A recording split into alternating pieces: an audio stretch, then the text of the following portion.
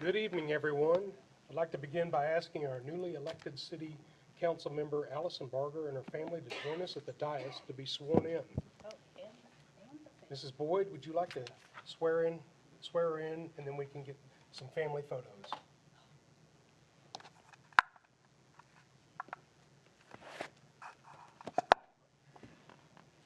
This is Allison's, too.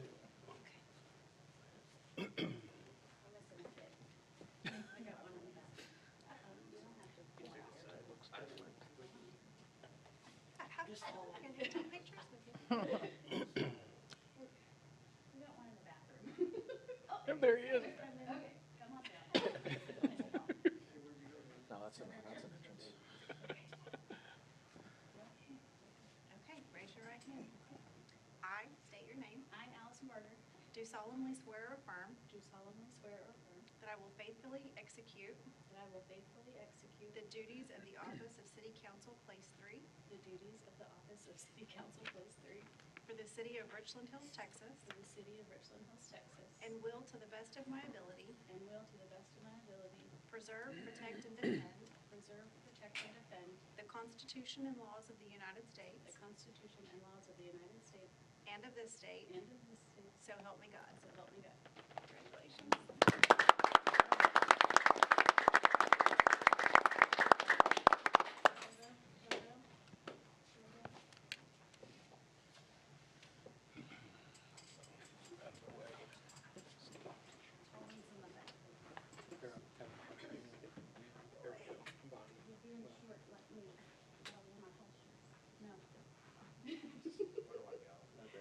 That's fine. You're good. 1, 2, ready. Take one more. Okay.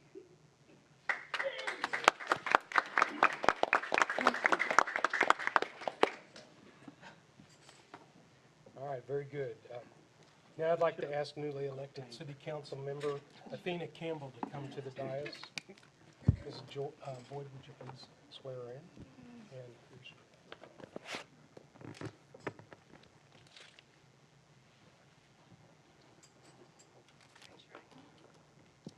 I state your name. I, Athena Campbell, Do solemnly swear or affirm do solemnly swear and affirm that I will faithfully execute and will faithfully execute the duties of the office of City Council Place 5 the duties of office of City Council Place 5 for the city of Richland Hills, Texas, for the city of Richland Hills, Texas, and will, to the best of my ability, and will, to the best of my ability, preserve, protect, and defend preserve, protect, and defend the Constitution and laws of the United States the Constitution and laws of the United States and of this state, and of this state, so help me God. so help me God.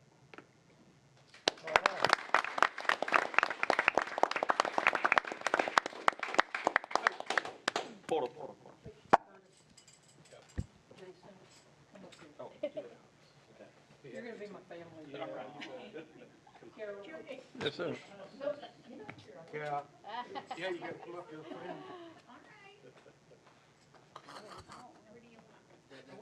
Jason is like. I want to be in that. Yeah, Teresa always had to get up.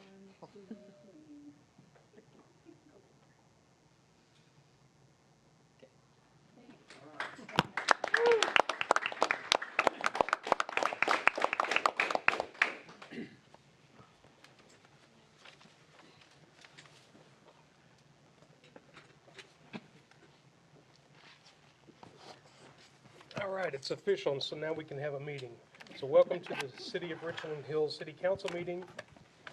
I'll call this meeting to order on Tuesday, May 26, 2026 at 5:38 PM. All right, first item to consider is the election of Mayor Pro Tem.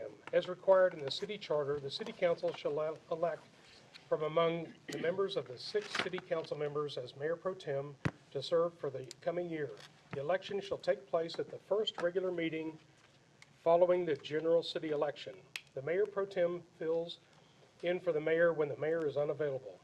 This may include presiding over city council meetings, representing the city at various events, and supporting the city's relationships with general partners, neighboring cities, and other public and private organizations.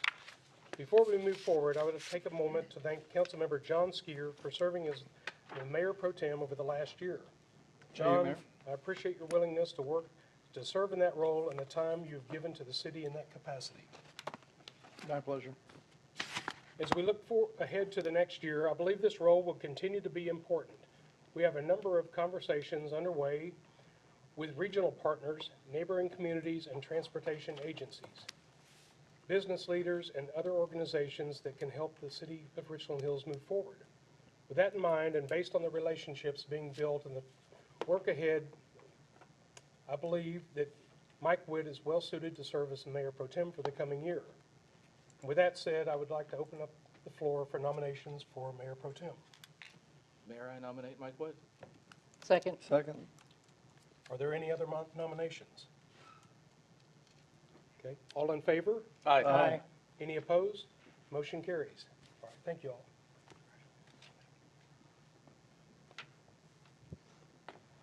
Moving along, we'll now recognize several employees for milestone awards. The first is Link Recreation Attendant William Ethan Irwin. He couldn't make it this evening, but we would like to recognize his 5 years of dedicated service to the Link, helping create a welcoming environment and providing support that contributes to the programs and services enjoyed by our residents. Employees like Ethan play an important role in making our city a place where people feel connected and engaged. So I have this certificate for him whenever he's available, and a pin as well. So, all right, and we have our other recipient just walked in, so that's great. Perfect timing. Now we'd like to recognize Library Assistant Lynn Nguyen, born in Vietnam and raised in Texas. Lynn immigrated to the U.S. in 1980 and has lived in the Mid-Cities area since. After graduating from Trinity High School in Euless, she attended UT Arlington, where she received a bachelor's degree in finance. She worked in trust and private client services at Wells Fargo Bank, then later owned Mid-Cities Florist in Bedford. Her love of reading led her to Richland Hills Public Library. She likes working in this small city because it allows her to get to know the community really well, and helping the patrons has made the job especially fulfilling. She and her husband have 4 grown, but not all flown children. She values time with family and friends and enjoys gardening and traveling.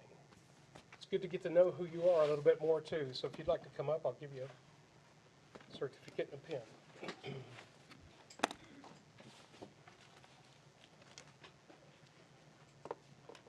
Just come on up here if you'd like to. Good, how are you doing?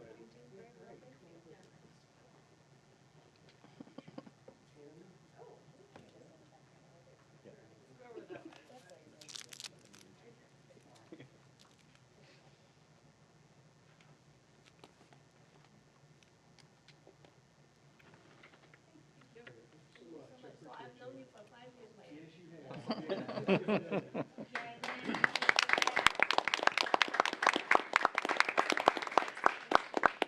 What?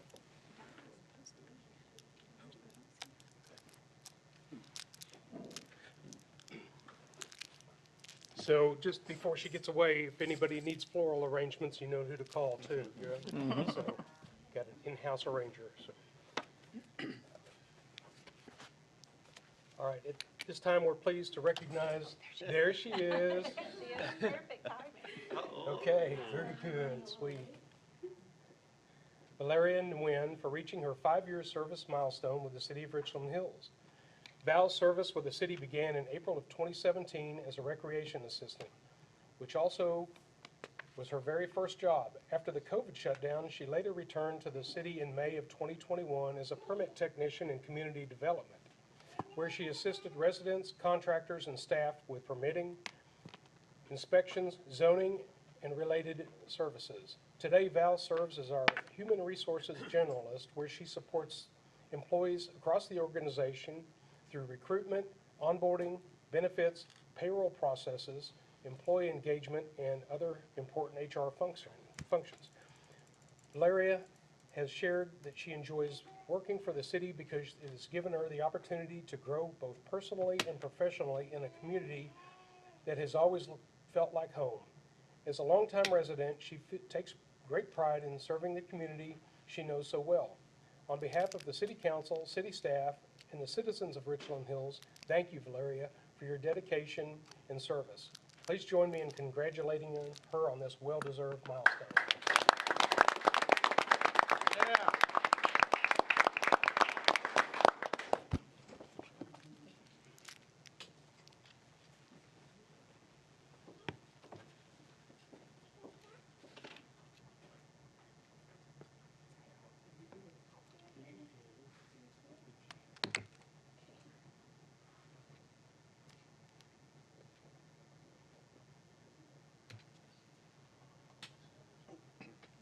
Couple more. Okay, thank you. Thank you.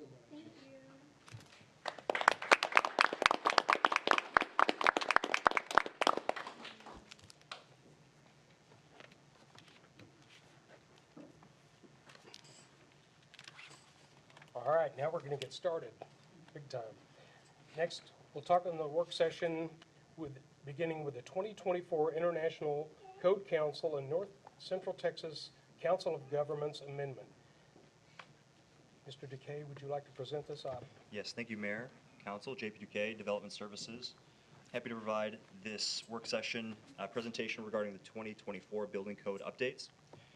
So I want to start off with a little bit of a background on what the international codes are and where we're at today. Some of you may be familiar, but the international codes includes things like the building code, residential code, mechanical code, electrical code, property maintenance code. These are essentially all things that have anything to do with the more finer or more detailed elements of the construction process. And so whenever we receive permits, if they are of substance or pretty substantial, we kind of handle the zoning, making sure that setbacks, height, lot size, all those things are taken care of. But the more detailed and more kind of structural based elements of the review are handled by the international building codes. As I mentioned, for commercial properties, residential, electrical, plumbing, all of the nuts and bolts of an actual development, construction, those are the codes that we utilize to review those proposals. And they're prepared by the International Code Council, which is a nonprofit who develops these specifically for safety, and they're pretty international, as it says. So they're adopted by almost all cities and forms of government across the nation. They're updated every 3 years to reflect the changes in construction practices, new technologies, and lessons learned from real-world events. And cities adopt these codes locally, often with regional amendments tailored to community needs. In our particular case, those would be COG amendments. I have been working with the COG. They have adopted amendments for the 2024 code. And so I won't go over all of those today, but in the future, as this is just a work session, when we get to the point of actual adoption, we will go through some of the more detailed amendments that the COG is proposing. So where are we at today? We're currently operating under the 2018 international codes. So in 2 years, we'll be utilizing the same codes for close to a decade. Obviously, good practice is to update when you can. We're at the stage now where we're ready to adopt, and that's why we're having this conversation today. We adopted those 2018 codes in 2020, and the codes have since been updated in 2021 and 2024. We are coordinating with the fire department, and as I mentioned, the Council of Governments to start preparing adoption of the 2024 codes by the end of this year. Why updating the codes matters? I mean, it's a general benefit to the residents, builders, and the community as a whole. But generally, I mean, updating these codes is enhancing the safety, consistency, predictability, regional alignment, as I mentioned, with COG, and just general long-term performance for our construction standards in the community. This is not only for new build, this is for redevelopment and rebuilding as well. And we added a little note at the bottom that it's important to note that existing buildings are generally not required to immediately upgrade unless there are substantial renovations, additions, or changes in occupancy. So just because we adopt these codes doesn't mean that every building in the city now is expected to be brought up to code. That only will happen if they are proposing to do pretty substantial work on that building, and then we'll make sure that they are aligned with the 2024 codes. Again, this is just a work session item. Just wanted to bring this to your attention, let you know that we are working on this behind the scenes, and hopefully by October we can bring something forward to you that will be a little bit more detailed in exactly what the breakdown of what these amendments will look like. So the major changes from the 2018 to the 2024, as well as what the COG amendments will look like as well. If you have any questions, I'd be happy to answer them. Council, you'll have some questions? Yeah, a couple of questions on this. I was trying to see which ones are. Previously, we did our 2018 and we are always behind on these codes is because of the age of our houses. And there's some hardships that can be, recognized when you start doing remodeling and when you touch, especially if you're doing a kitchen remodel, and you got to, look at, now it's going to be GFCIs on every kitchen countertop, has to be. And they have to get the AFCI. Now, we know these old houses, if you put an AFCI on it, it's going to trip pretty often, basically. Yeah. Because if you don't put new wiring for that AFCI, then it's going to happen. So how do we, how do you draw this line? And then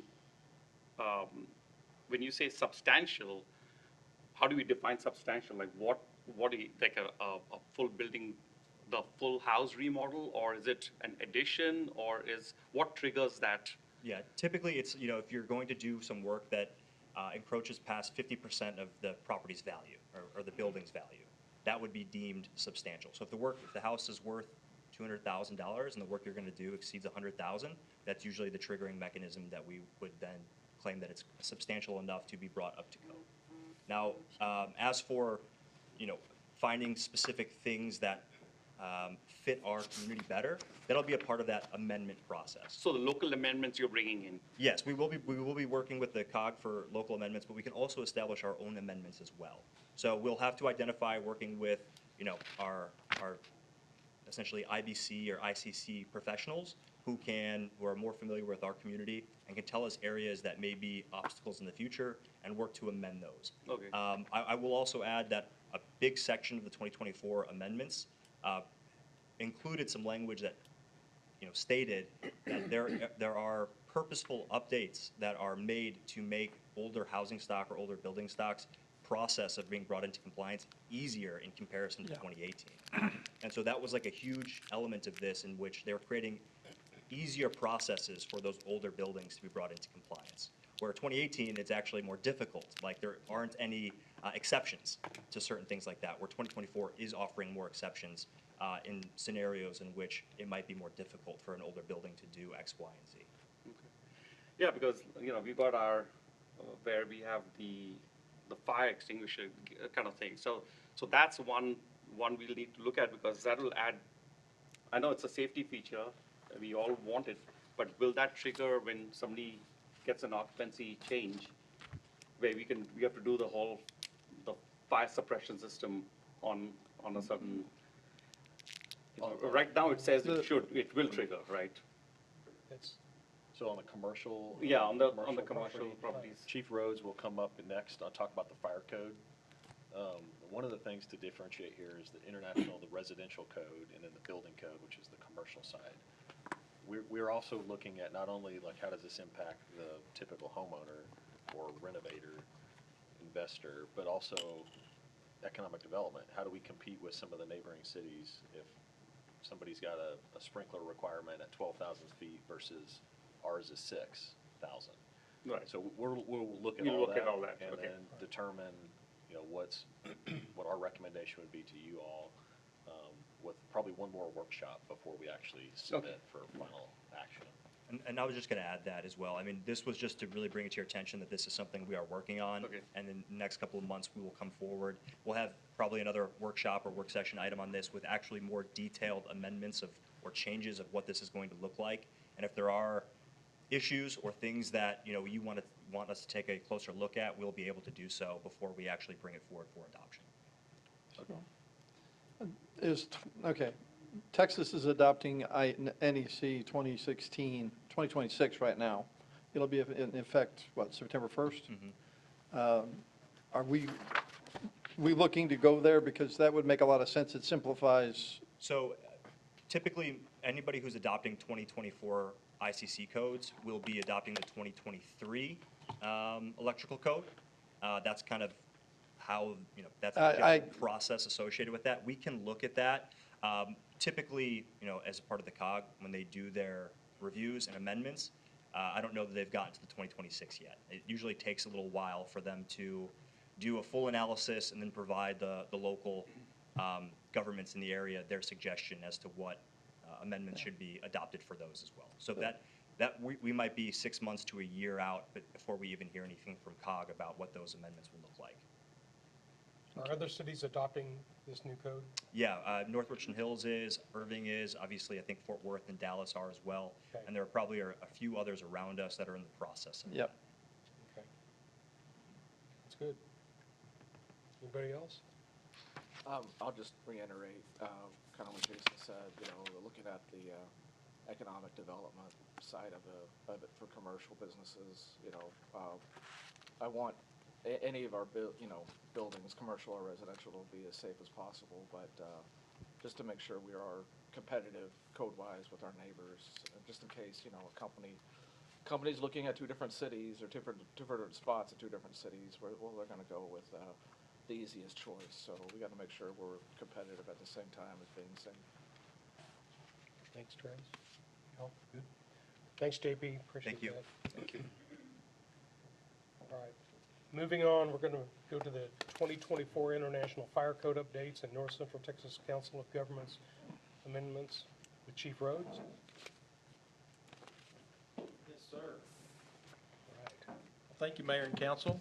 Before I start, I'm going to do a quick PSA on staying out of the sun.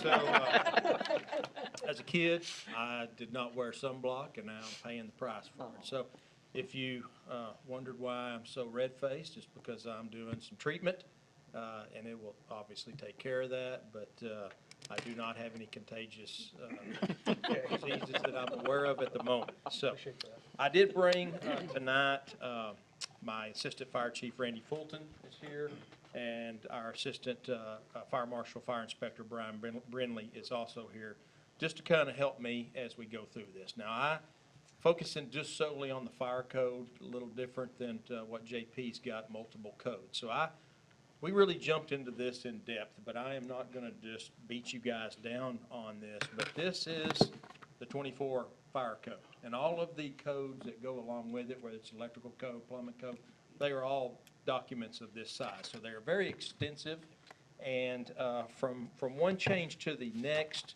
what I want you to remember is the fire code, building code, they are the minimal standard. They're not the maximum. And so when you go from the 18 to the 21, or in our case, the 18 to the 2024, which is not uncommon, several of our neighboring departments are in the same, they've either done it or are in the process of doing it. And so we're right in line where we want to be, but these codes generally are reflective of changes, and I'm going to give you a little bit high-level discussion on that, and we'll try to keep it moving fast. But some of the things I think that you're going to find fairly interesting. So obviously, the International Fire Code is the predominant fire code used in North Texas because Texas doesn't have mandatory statewide fire codes. All the fire prevention standards are adopted and enforced strictly at the local municipality or county level, and we try to maintain that regional consistency from one community to another. And to your point, Councilman, we do want to be competitive as much as possible, but safety is a big part of that as well.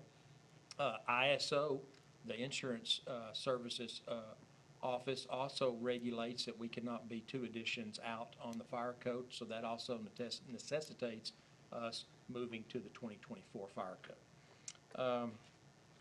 So several communities, like I said, are in the process, stated that they are generally a little more strict than the previous fire code. So we're going from the 18 to the 2024. We've bypassed the 2021, which is not unusual, but as fire hazards evolve, the International Code Council updates a code about every 3 years. So in this case, several changes, and I'm going to give you just these here. Lithium ion and battery storage is one of the most significant ones. Everybody, if you've got an e-bike or anything else these days, people when they buy golf carts or even, just different things around your home, you've got a lot of battery storage. And so there's a new component in the fire code, whether it be new construction or storage of those type of batteries. So the fire code addresses that. Also, carbon monoxide detection has been upgraded.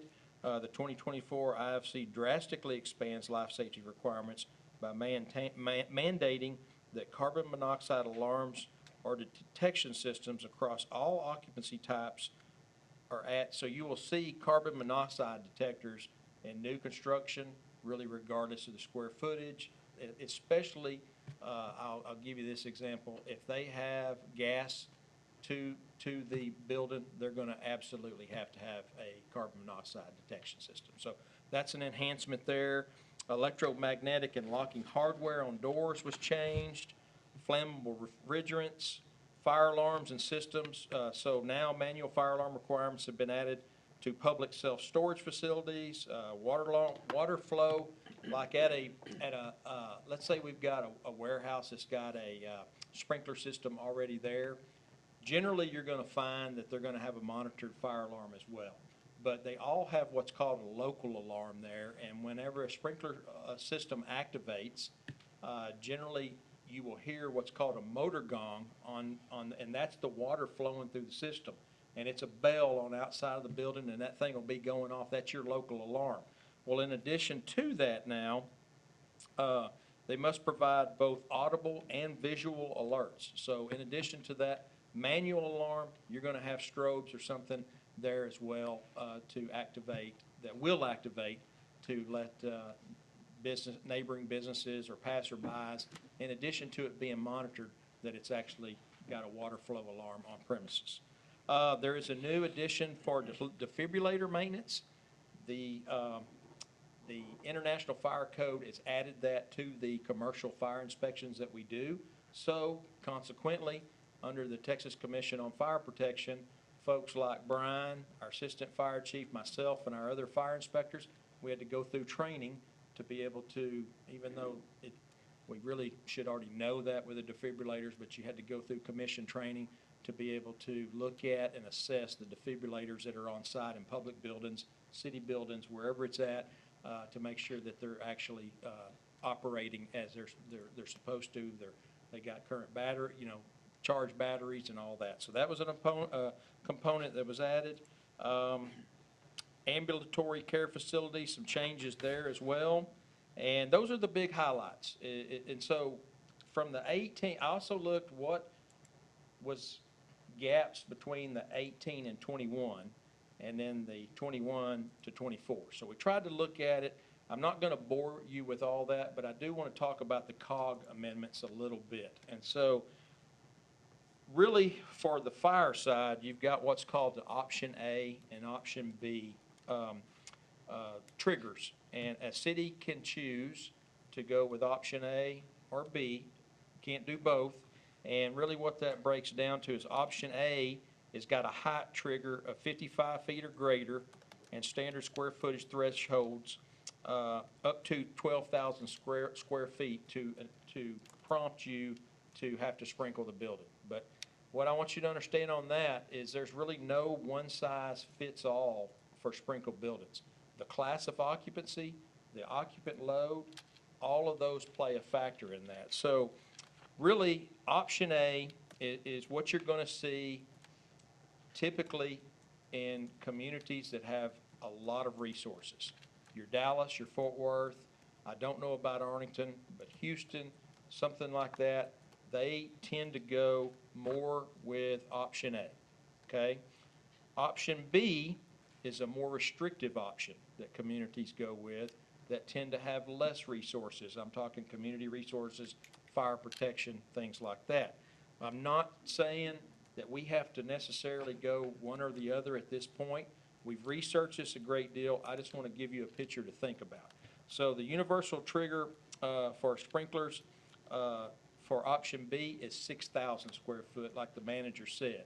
And that also has a height breaking point of over 35 to 45 feet as the high-rise option compared to 55 feet on option A. So you've got a height component and a sprinkler system component. Haltom, North Richland Hills, and Watauga are all option B currently. So just that gives you a perspective. As I research this, though, there are arguments to be made that, that option A there is nothing wrong with it at all, because it's the International Fire Code. I will tell you that all of your, again, square footage occupancy classes, like a restaurant now, and if we have a new restaurant, nightclub come into Richland Hills, they're gonna have to meet it if they exceed 5,000 square feet. And so, that's just the International Fire Code. That's not an option A or B trigger, that's just the way it is in the fire code. So we'll move on a little bit more, and, Chief, can I interrupt you? absolutely. Can you explain the benefit of having, the NEFTA? So if they're considering option A or B down the road, and like you said, option A may have more resources, you may have more apparatus that could reach a 55-foot building.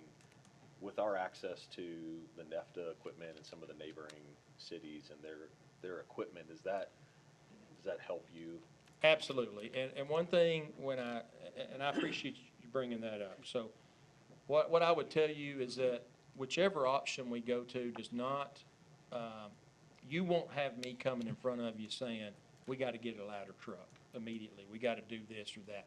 We have resources all around us. We have automatic aid agreements, mutual aid agreements, and we can literally line fire trucks up and down the street. And that is a good thing for us. But the point is on that is that we have our capabilities here in Richland Hills.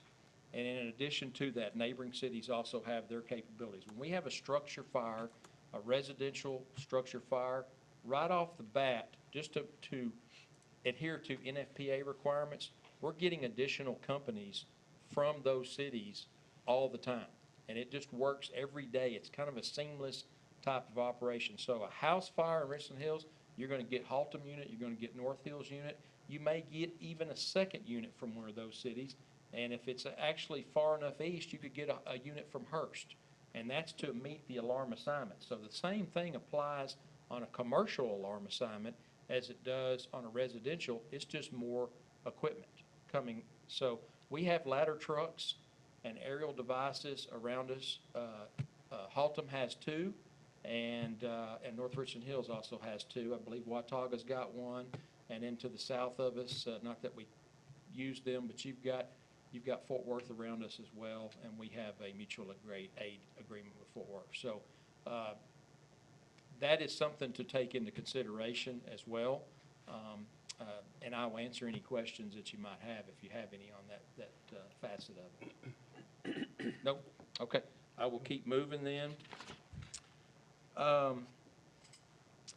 So there were a few additional changes in the fire code, and we're actually doing this right now.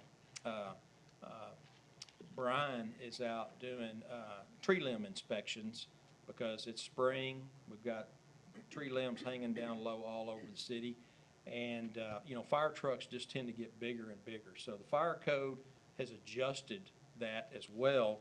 And a minimum unobstructed width went to 24 feet from 20. It's gotten wider.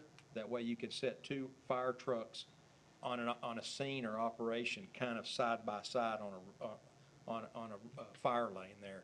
They've also increased the vertical clearance from 13 feet 6 inches to 14, which I believe mimics our low-hanging tree limb. It's 14 feet. Does that sound? I believe that's correct. So that doesn't really impact us. They've also increased the load limits. Is it 14 or 13? 13. 13. Okay. So they've also increased the load limits for fire trucks to 85,000 pounds. So when you get new streets put in or something like that, those compression tests and stuff fall in that, because an aerial truck is hovering right around that. Our engine is around 35 or 40,000 pounds, but a big old ladder truck, they get very, very heavy.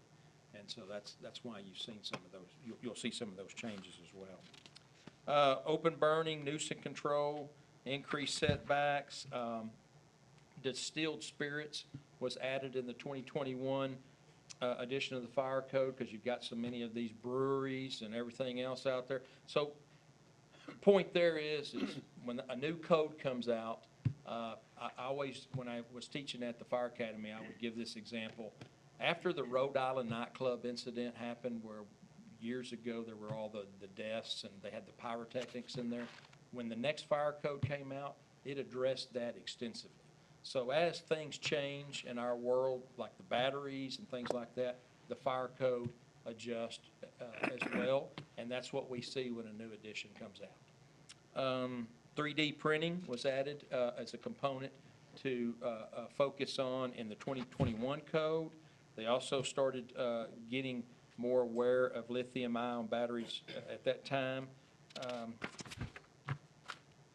So the one thing that I want to wrap this up with is, again, one size does not fit all on sprinkler requirements.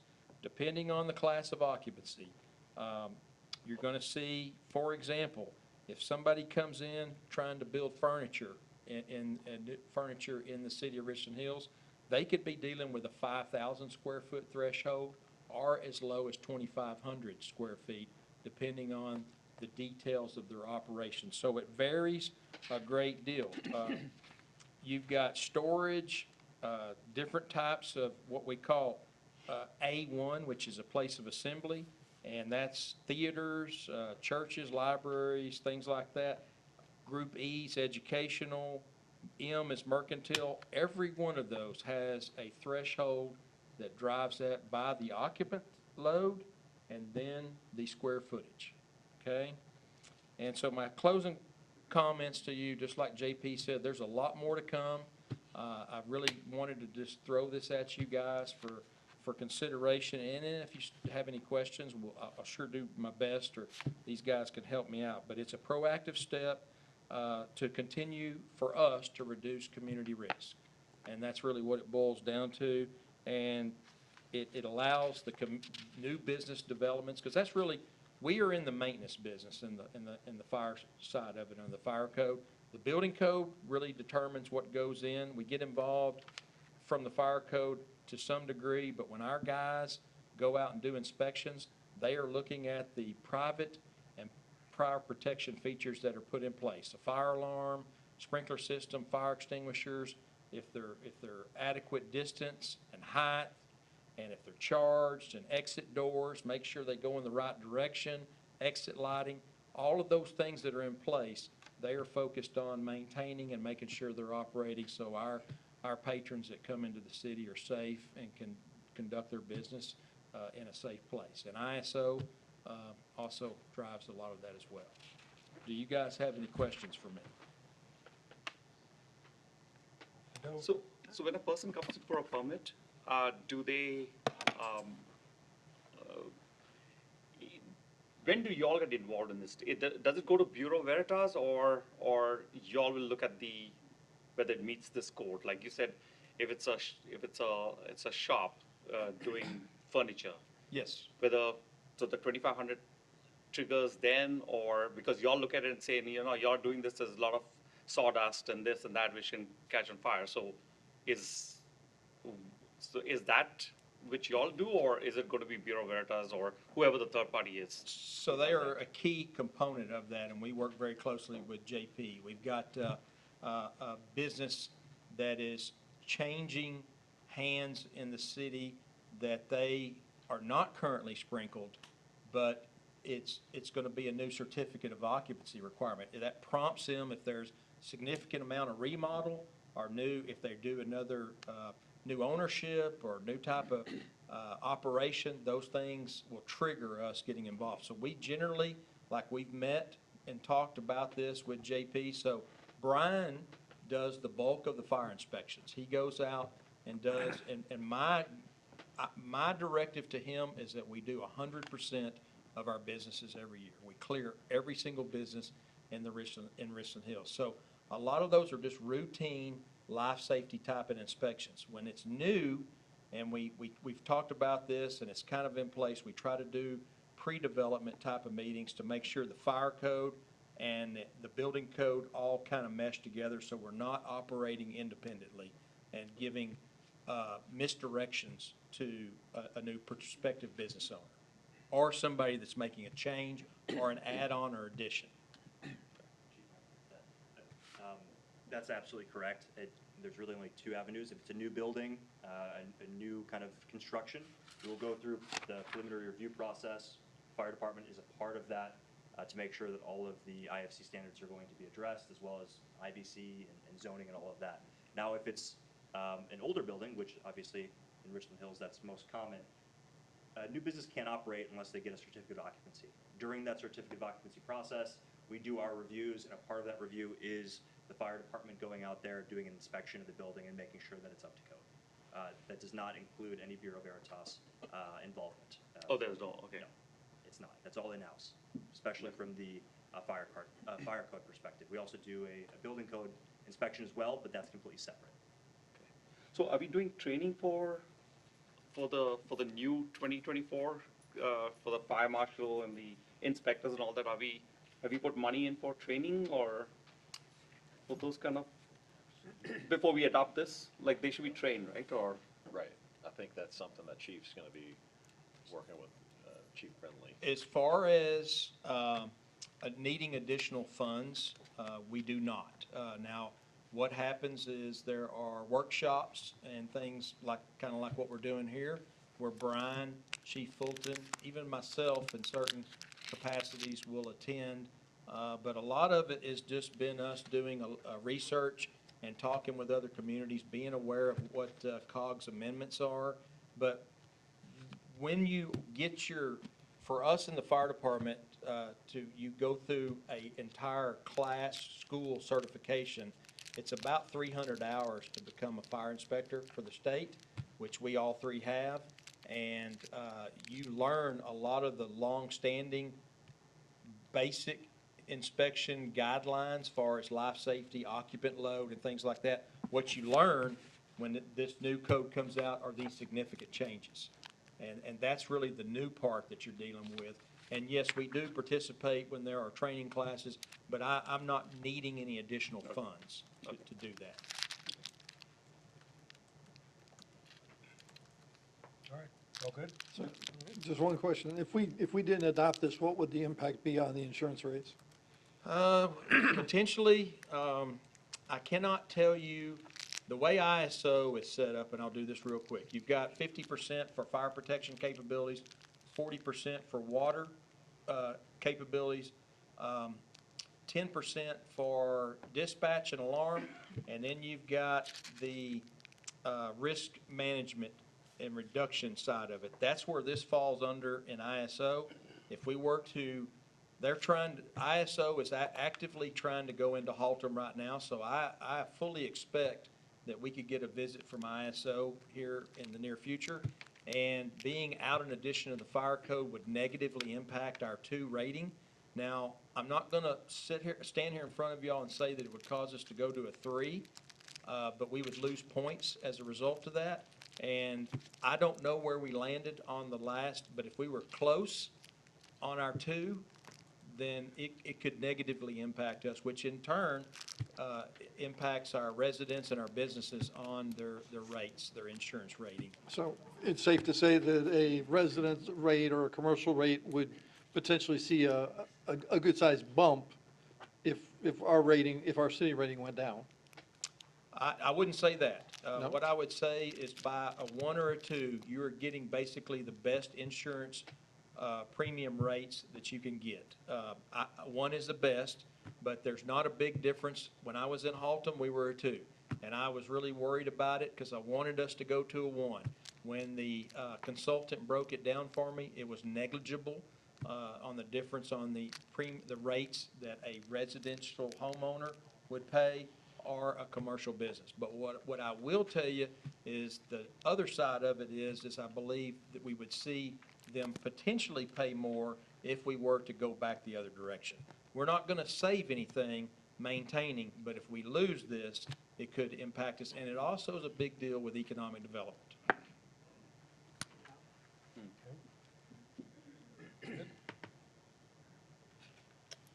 Thank you, Chief, appreciate that. Thank you. Absolutely. Hope I didn't go too long. Thank you. All right, next up, we'll have Library Director Chantel Hancock present the Public Beautification and Art Advisory Committee.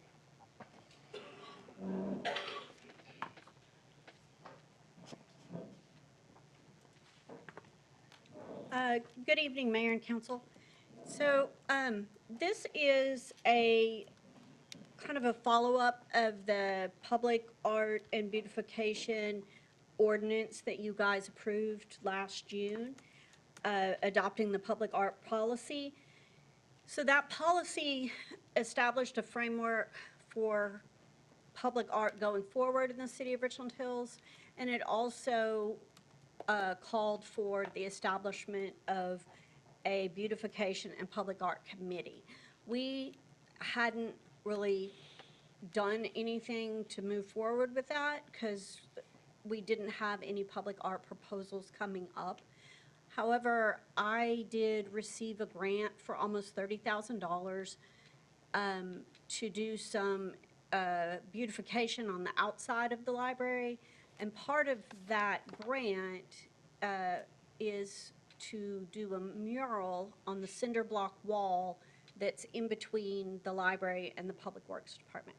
So since a public mural is considered public art, then in order to move forward with this, we need to have the council appoint the committee, and then the committee will meet on an ad hoc basis, so just kind of as needed. So when we're ready to, the mural that is going to be done is going to be in cooperation with the Birdville High School's Art Honor Society. So once the children have submitted some designs, then this public art committee will meet to discuss them and decide which design we'll be moving forward with. And this is just kind of our first thing, and then as other public art initiatives are brought forward in the city, we can call additional meetings as needed. So we've had quite a few people have applied already to be on members of the committee. The application is open on the city website, and the committee will consist of 5 professional working artists, architects, or art historians, someone who's considered an expert in the field, as well as 2 community members at large that are just City of Richland Hills residents who have an interest in art. The terms are 2 years and then can be consecutive and continuing. And although several of our members may, depending on what is coming forward in the future, may decide that they do not want to continue to be on the committee, because one of the requirements is if you're on the committee, you can't have one of your artworks considered to be for public art. It is an advisory committee. They will advise staff and council, but they don't have any independent spending or approval authority. Okay. So this is just kind of an overview this week, and then at the next meeting, we'll bring forward the names of the people who have applied to be on the committee for y'all's appointment. Did you guys have any questions? Any questions? There are several people here who did apply to be on the committee. Oh, good. That just came for the informational aspect as well. Good, good. Glad to see something Yeah, that's to good. beautify the city. Yeah. That's great. It Better to have it sets us before you need apart a it. little bit, so, thank you. Thank y'all. Thank you. Thank you. Love it. Next item on our agenda is to discuss Chapter 90-4.02, Accessory Structure Standards Ordinance. And Jason, would you like to present this item? Yes, sir, and thank you for indulging me to come down here. I can see your faces and know if I'm resonating with what you're wanting to go forward. So as you may know, Chapter 90 of our Code of Ordinances regulates accessory structures. And specifically tonight, we want to talk about the height standards that are within that. There's several projects throughout the city, whether it's accessory buildings, primary structures, additions. We want to get some very clear feedback from you as we go forward, and staff has some recommendations as we look to make some clarifying amendments going forward on this particular section of the ordinance. So what does our code say today? Chapter 90 defines the accessory structure for any structure that's attached or detached from the main dwelling, and it's incidental to the main structure and located on the same lot. So we're not talking about an expansion of your house. If you have a house on a property and you want to expand that out and make that house bigger, add bedrooms. If you create an accessory dwelling unit, that is separate. That would be an accessory. But detached garages, shops, storage buildings, guest houses, patio covers, gazebos, these are all forms of accessory structures as defined in our ordinance. Right now, and this was adopted, I believe, in the last year, but the height standards are specified at 20, not to exceed 2 stories in height or 28 feet, and may not exceed the height of the principal building, whichever is lower. So the principal building, if you had a primary house, that was your house, and you did an addition, the height of that roof is, you can't have an accessory building taller than that roof. Or you can't have it, if the primary dwelling was 30 feet, the accessory structure could only be 28. So there's a cap at 28 feet, but it also can't exceed the primary structure. So that's defined. It even tells us where to measure from the ground, the average finished grade up. What it doesn't tell us is where do you stop at the top. Do you stop at a roof line, like a consistent average roof line? Do you stop at a chimney, the top of a chimney, an antenna? Some people have lightning rods in their properties, a cupola. These are types of accessory structures that can be added to the roof line. And technically right now, the way our code reads and what staff has interpreted that is that the top of a chimney to the average grade finished floor would be the height. Doesn't necessarily have to be the average roof line. We want to hear from you, is your intent for this ordinance to be the average roof line, or are you okay with the chimney top or those accessories in the event that an accessory structure is built higher than the principal building? Somebody could add a cupola or a chimney or an antenna, and technically within our ordinance structure it would be permitted. So that's kind of high level. What we are looking to get answers for is kind of what you're hearing from residents. We've had a couple cases specifically throughout the city since I've started here in February that I'm aware of, but I know there's others. You can drive just about any street and see an accessory structure that might exceed the height of a primary house or facility. So what are your expectations? What do you hear the residents' expectations are for that? We also want applicant clarity. So very specifically, what could happen sometimes is when someone submits their building plans and we do a pre-application review, development review committee, we have all the departments come in and we look at the plans and verify, does the zoning match? Does this land use allow for these types of lot coverage? We're looking at those things. Bureau Veritas, or our third-party building plan reviewer, inspectors, looking at those. But at the end of the day, when somebody comes out to build a building, it takes the building inspector and staff to go out there and ensure that they're still building to what they submitted on the plans. And what we have found on a couple cases is that there's been field changes made. And so these are the exceptions. The majority of the time we catch it at the plan review stage. But when we go out into the field and find things, those are very clear violations, and there have to be remedies for that.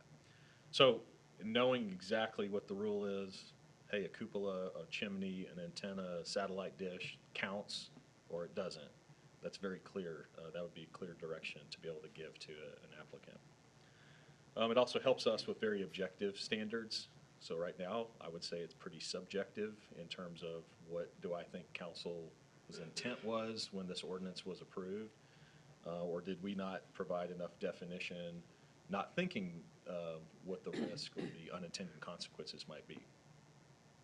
And then finally, enforcement consistency. We want to be able to enforce this across the board. We don't want to put a bunch of people into a legal non-conforming situation. We want to make it very clear going forward, this is the standard, this is the intent, as we address new permits and applications coming forward. So here are the questions. Number one, based on really just the height question, should staff prepare amendments to Chapter 90 to clarify those requirements? Like I mentioned, should we put a clarifying sentence in there that says the chimney is not, that's not what we're measuring to. We're measuring to the average roof line of the top portion of the house. Should architectural features such as the cupolas, the dormers, chimneys, et cetera, count toward the height of the principal building or the accessory structure? So if a accessory structure was 27 feet and that was allowed for whatever reason, but they put a cupola on top and now it's 32, are we counting that? So if we change the ordinance on one, or unintended consequence would be that that cupola doesn't count anymore, and so it might go up to 34 feet. So we've got to think, what is your intent there?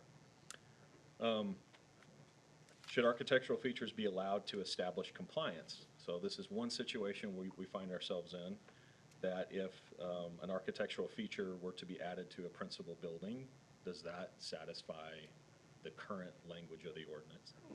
Excuse me, the ordinance. Number 4, should accessory structures be required to remain subordinate to the principal building in height, scale, massing, and appearance? I think that's land use context sensitive. If you're on an estate lot, maybe that's a little bit different lot coverage or size or scale rather than if you were on a 1/10 of an acre lot. That's my perspective on that. I think a lot of cities use land, the zoning, for what those parcels are, for what size coverage you can have. And finally, should staff prepare options for different standards based on lot size, structure height, setbacks, or proximity to neighboring properties? So depending on what your neighbor's land use is. These are all things that other cities are contemplating almost every council meeting, and so it's not unique to us. I think that we have a lot of options to kind of put together a strong ordinance that we feel makes it very objective. But I'll pause here and just get council feedback on kind of these 5 questions, if you will please help me. What was the intent on updating that ordinance to 28 feet? I don't think it was that high last time I was on council. Yeah, let me ask JP if he can kind of speak to that. Yeah, so the intent was I think the previous code capped it at 15 feet.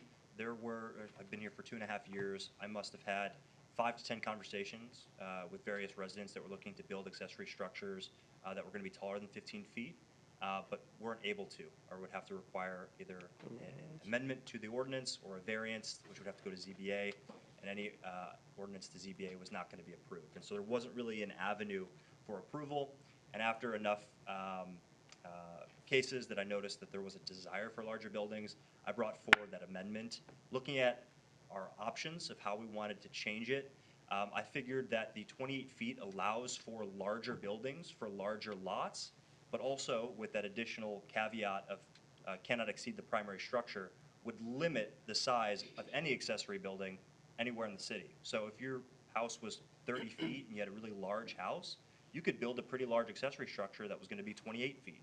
And if your house was only 16 feet, well, we knew your accessory structure wasn't going to be able to exceed 16 feet. So it was really written in a way to try to be flexible to how big or tall the primary structure was going to be in that particular situation. So that was actually going to allow the accessory structure to be taller than the main structure? No. It would be limited by that, Yeah, okay. it was always going to be capped to not to be able to exceed the primary Okay. structure, and no more than 28 feet. So as Jason mentioned, if your primary structure was 35 feet, which is the maximum height in any of our residential zoning districts, your accessory structure couldn't be more than 28. What were these accessory structures that were going to be so tall? Well, we probably process 10 to 20 accessory structures annually, And a handful of them every year are proposing, their original submittal is going to be more than 15 feet.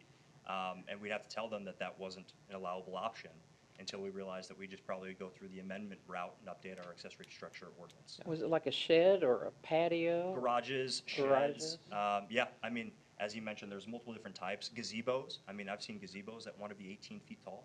A variety. Mother-in-law suites on top of the Yeah. garage, generally going to be taller. Yeah. It's a two-story height.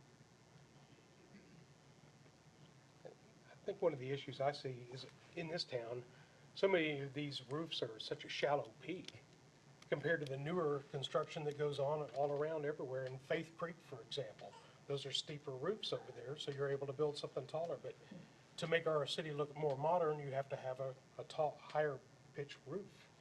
And it limits us to 15 feet because a lot of these, you can't put anything in there. I mean, nobody builds those. These prefab places, they don't build those very much. It's hard to find that. So that's a big challenge. We want our city to look modern as well, too. So, but we got to come up with a standard, I understand, and not just a free-for-all, so. Could you provide some clarification on question 5? Is there a standard or just based on similar cities? Is there like a tiered system based on lot size? Is that typical, or is it typical to just have one standard rule, one rule across the board, not to exceed? Yeah, let me tell you where that could be kind of confusing first, and maybe that'll answer it. Let's say you take a property right here off of Kingsbury on the north side of Baker, where those lots may be 40 to 50 foot wide. You're facing the house, and those lots might be 50 foot. One house buys their neighbor, and they tear down the house and they replat it into a single lot. Now the lot size, they're still zone SF7, which is a 7,000 square foot lot. And if we had a change in, something related to lot size, that wouldn't be a good fit. We wouldn't recommend anyway, staff, to say, yeah, you could go put a larger shed or accessory building on that property because it doesn't fit the character. It's similar to a zoning change. However, if you were on an estate lot in our estate, between Hovenkamp and Bridges, some of those lots are 3 to 5 acres, and, you can push it so far back outside of any easements or setback requirements that it may not impact. However, if you're that one property owner next door to the SF7 that butts up against the single-family estate zoning, now you've got 2 or 3 homes that back up to the side yard of the estate lot. And by putting a monster structure out there could impact what those 3 or 4 homeowners experience. So I think it's kind of context. Those would be based on lot size, not by structure height. I think also proximity to what your neighboring zoning is. Are you on a corner lot? Are you visible from the public right-of-way? Like those are things that I think we can borrow from some of our neighboring communities. I don't like to reinvent the wheel when it comes to these kind of things. I like to take pieces that have worked well from other cities and put those into one, and then you guys kind of put the finishing touches. So that's what we would propose to bring back to you, is something with some more specifics. And just to add something, not regarding the lot size, but as you mentioned, like structure height, we try to do a little bit of that as well when we adopted this most recent section of the code, where when it came to setbacks, we created a kind of a triggering point on height. And so if your accessory structure was going to be 15 feet or less, you had essentially the base setback. If it was going to be 15 feet or taller, you had a additional setback to make sure that your larger Farther away structure from the or taller neighbor. structure was going to be further set back from the property lines. So we do currently have at least some additional setbacks for larger buildings in the code currently. Yeah, I'm all for the subordination, which is on 4, where it's not just the height, but I want the scale and the appearance also of where it is, right? Yeah. So, I mean, our intent here was, to build this accessory structure or any, but then, you could just be out of place. It should just look out of place, just because of how it's designed, how it's built, where it's located. That's right. So you got to look at that a little bit more. And then about the height, how are we measuring the accessory structure? Aren't we doing it from the ground to the roof line? So why can't we have the same thing with the main structure? So from the ground to the roof line should be our measurement also, right? So it's taking the same, I mean, if there was a chimney or a cupola on. I mean, the Yeah. roof line, right? But it not the wasn't chimney. stated. Yeah, it's not stated, but I'm saying that that should be, when we are doing that for the accessory structure, then we should be doing that for the primary structure also. But then Like do it to the roof line. do you then have issues of which part of the ground? What if one side is lower than the other? Do you go from the top of the foundation? Ours says the average. Ours finished is average. grade. Yeah. Average, okay. So we've covered that. But that still limits you at 15 feet, and what That can you wasn't build for 15 feet? Well, current is like 20, 20, well, again, it depends on the size of your The- primary structure. But Roland's saying the roof line. Right, So if but- it, I think that was the intent, was Right. the roof line. Yeah, the Right. intent was the roof but line. what I can you mean, build at 15 feet? That's my question. Because Well- it sounds like you're turning them away. Well, we would pretty much tell them that their options were a variance, and the variance was Right. likely to be approved. And after, a lot of internal kind of back and forth, they realized that that was their only option, and they'd either wait, not build anything, or they'd reduce it to exactly 15 feet. Or in some cases, we've seen that we approve plans that are less than 15 feet. In those particular cases, prior to the current code, and we'd go out there for inspections, and we'd see a building that's taller than that. so an RV, how high or would be the RV size, you know? An Because, RV? yeah, Well, they specifically make garage doors to be about 14 feet in order to get an RV in. an RV in, so it's 14 feet. so 15 doesn't work for an RV storage. Because if you put any kind of slant on the roof, Can't put a flat roof up there. Right. you Yeah. can, but it's not a good idea. Well, and in some, we do have requirements for, you can't have a flat roof either. We need to make sure that water can drain off of, Sure. so. Yeah, and I can see that if you have a larger lot too, and you want to store your RV, instead of paying a fee somewhere else, I mean, you've got it on your property, it's climate controlled the way you want it or whatever, and I don't know, I feel like people need to have some rights to their property as well. And, and that's one of those things, especially from a code compliance, scenario. In a lot of situations, if we see RVs out there, in a perfect world, we'd want them to be able to store those RVs in a building. Now, I'm not saying that everybody's capable of building a building specifically for storing their RV, but the way that our code was written previously didn't allow for it. How high is our average rooftop in the city, do we know? I don't have that answer for you. If I had to guess, it would probably be, we're talking not the peak height, but like an average. The older areas of town. Well, just an average so that if we're looking at 15, 18 feet, how many people is that going to affect? Sure, and I don't, this isn't a definitive number, but I would venture to guess that our average roof heights for the majority of the homes are anywhere from 15 to 18 feet.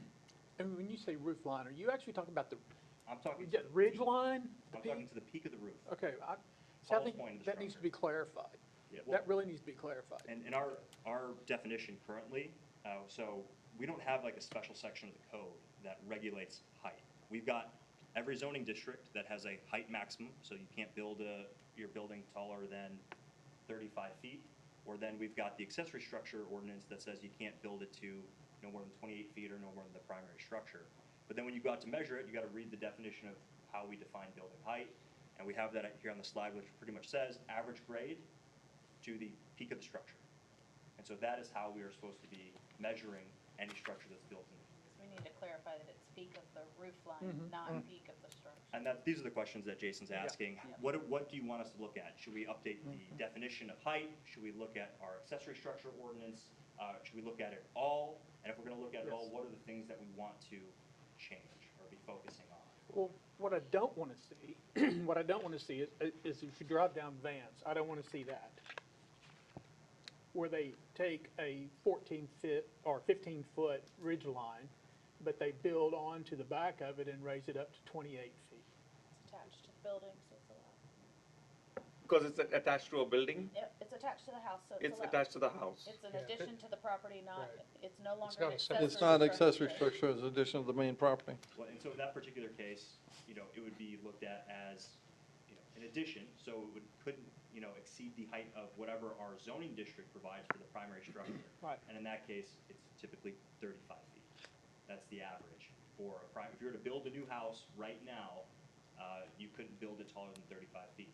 And so because it's technically a part of the primary structure, that would be the maximum height cap that we would give it. And so if that's something specifically that you want us to look at, now we'd have to look at establishing maybe a separate ordinance for additions to the primary structure or adding Yes. a caveat that caps the height for additions, same thing as we have for accessory structures. That's correct. And so it may be additions can't exceed the height of the existing structure.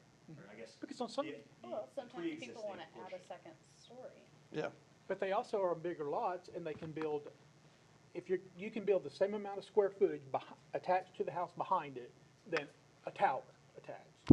Be differentiating an addition, you know, outward or upward, essentially. If it's upward and your existing footprint is going to be made taller, I mean, that would have to maybe have its own set of standards versus if you're going outward and expanding the size of the structure.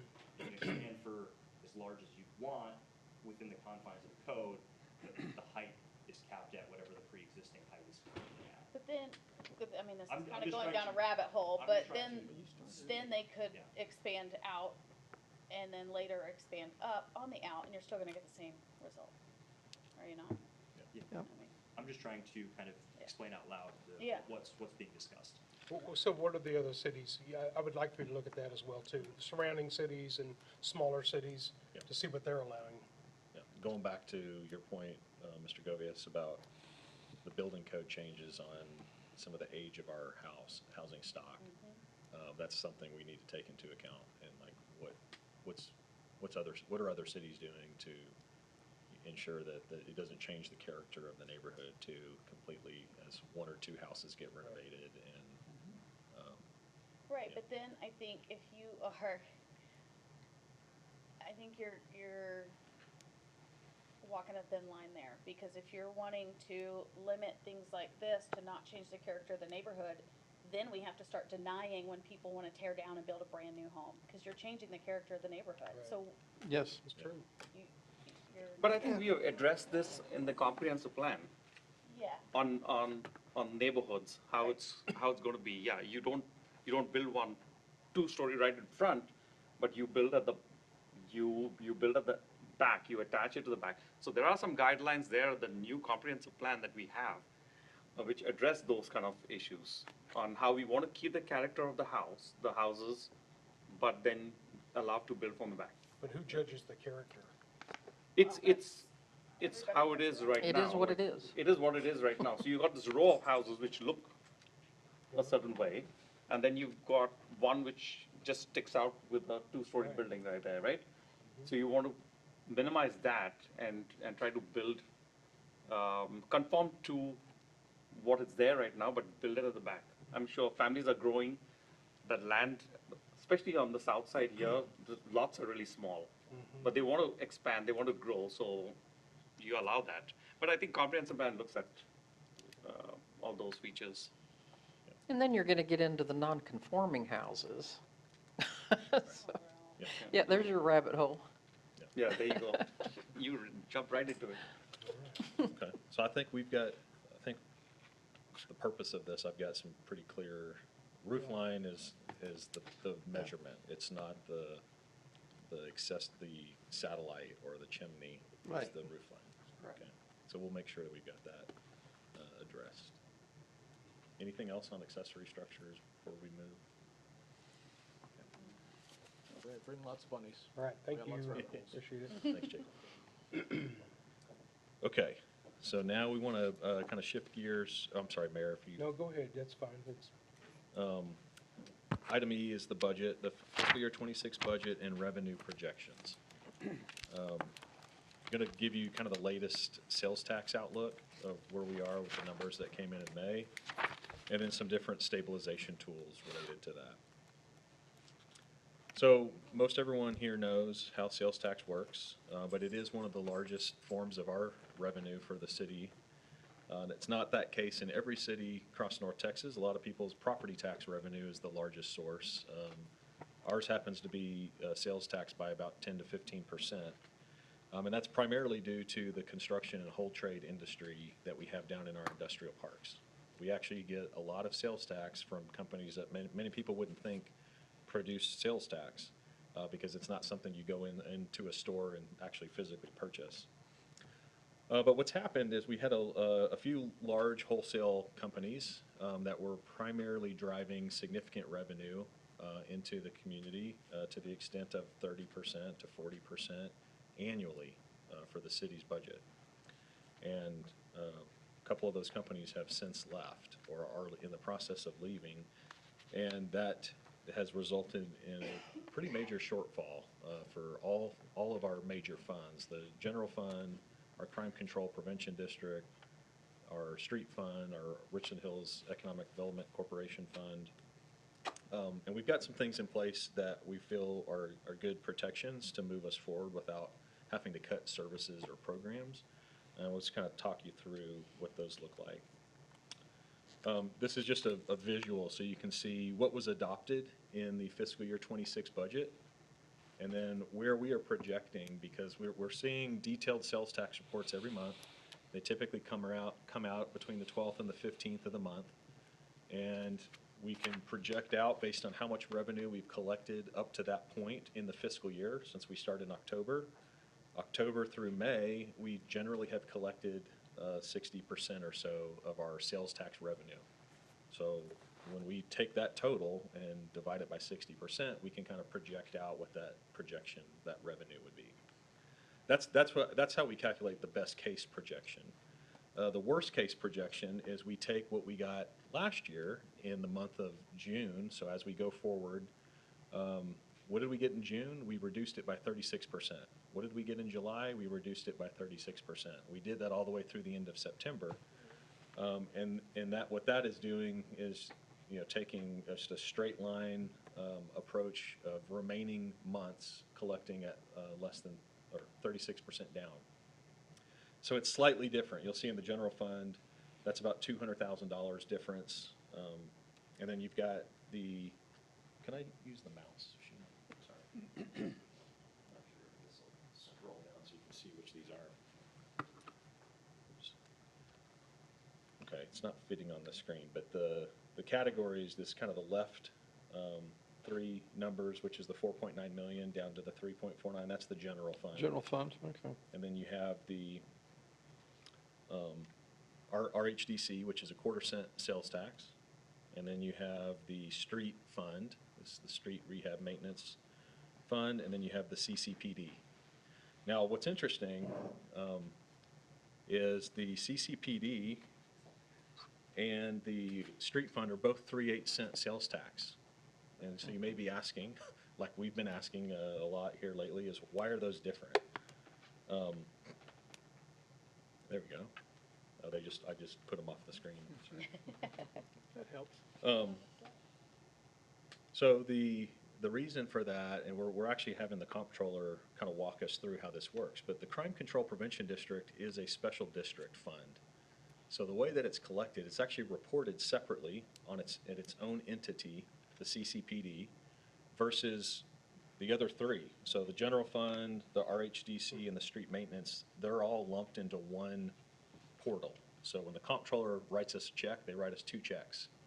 One for the 1.625%, and one for the 0.375, which is CCPD. And how that works is there's some nuances with sales tax collections. I don't want to bore you.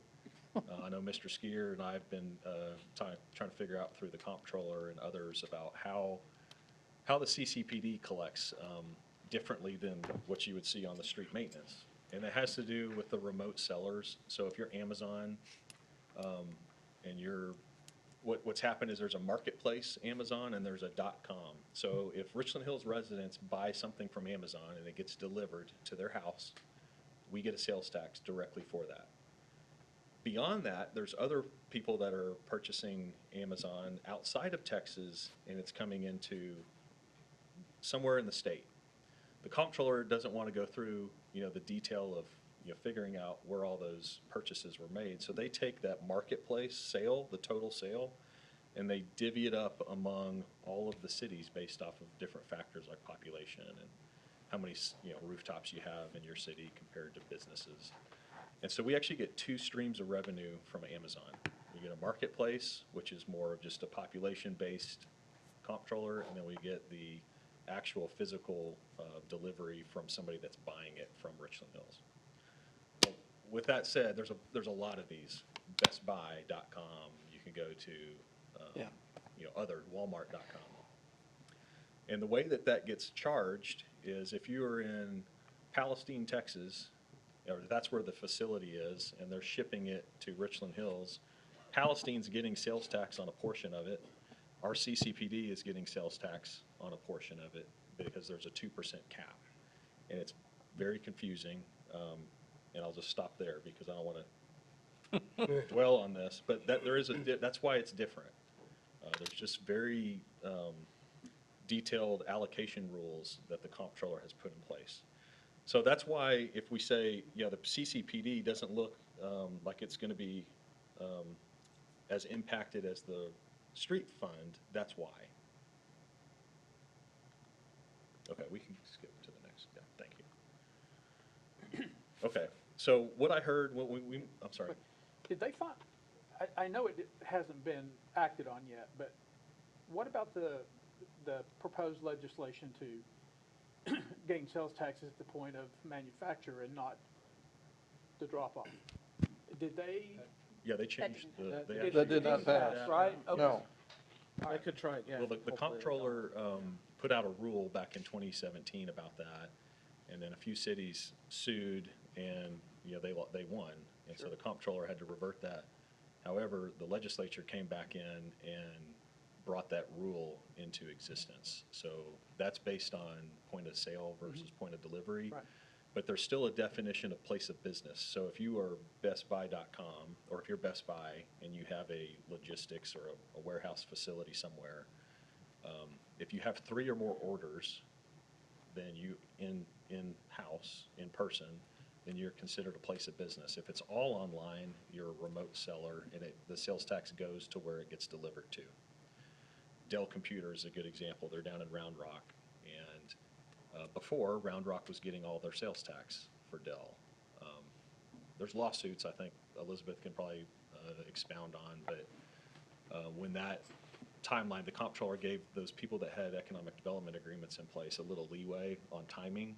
But I think in 2028 or so, those agreements are ended, and now anyone that buys a Dell computer online, wherever you're sitting at your house or whatever, that's where the sales tax is going to go. So they did change it, but it's been hard to interpret where that would impact us on various companies because we can't see how the allocation is done. And I think that's something that a lot of cities, and what we would probably propose for the next legislative session, is to get a little more clarity on that so that we can ensure that we're seeing the companies. Like right now, one of our companies is still here, but we're not getting any of their sales tax. Right. How did that happen? We can't see behind the curtain. So we'll be proposing some things related to sales tax. But that specific bill you're referencing didn't pass. Okay, yeah. Now, I they didn't think could it did. revisit it in 2027. I just don't want its ugly head to rear again. Yeah. Oh, it's going to. If it does, we need to fight it. Yeah. So what about like Lane Glass? They manufacture and their sales is in the office. We, as far as Any what we sales can tax? do, we don't see any. We don't see any, reporting do we? sales tax here. So, Now, there's thresholds where, and there's also certificates where if they're selling to Home Depot, then Home Depot's applying the sales tax. We don't see it. okay. If they were selling to a builder who's building a new build, like let's say Walmart was under Yep. construction, we'll get the construction sales tax from that may have come from the purchase of the glass. So really the way we tell is we get a confidential sales tax report every month as part of what the comptroller writes us a check, and then they give us a spreadsheet that has all the details. And for companies that are not publicly traded, that's confidential, so we can't share that outside of review. But we can see where anyone that's collecting over $5,000 a year in sales tax to the local entity, we're seeing that in a report. So it doesn't mean they're not paying into Richland Hills, because they could be having equipment purchases for their building that we could see sales tax on, but from what I can gather of their manufacturing process is we're not receiving sales tax. So going back to February 14th, when we met with most of you, and I know Councilmember Campbell was in the audience, we talked about kind of protecting core services and what are the, if you remember the language, I think we used, what are your 3 protected goals out of the 6 strategic goals? And it was public safety, quality workforce, and economic development. That didn't mean that we do away or we negotiate anything on the other 3, which was infrastructure, community engagement. What were the other ones? The other 3. Anyway, we will continue to provide those programs and services, but with a phased approach. So as we go forward, we'll be very cautious of putting out capital, specifically capital projects, similar to the audio equipment out in the Link Plaza. So if you remember, that project came before you, and we asked you to table that until we could further analyze how much sales tax was coming in. That's an example. Doesn't mean we don't think we need the audio equipment. It just means let's put that in a phased approach where we can ensure we have revenues coming in. As part of one of the larger things that we can do to really fill that $1.5 million in the general fund is pause the transfer to the Strategic Initiatives Fund. And what that was for construction matching in the Safe Routes to School program with TxDOT. So it was a COG grant administered through TxDOT. We have not executed an advanced funding agreement with TxDOT at this point in time. We do have a design contract with Half Associates. And for the design of that, it was 100% funded by the city. Connor is here in the audience with Half Associates, and if you have any specific questions, I'm sure he can fill us in. But what we've done to date is done some surveying and some subsurface utility exploration. So there's about $100,000 in design services that have been expended to date for that project. That was coming out of the oil and gas fund. That's how the design was being funded. That total contract with Half was for, I think, $550,000.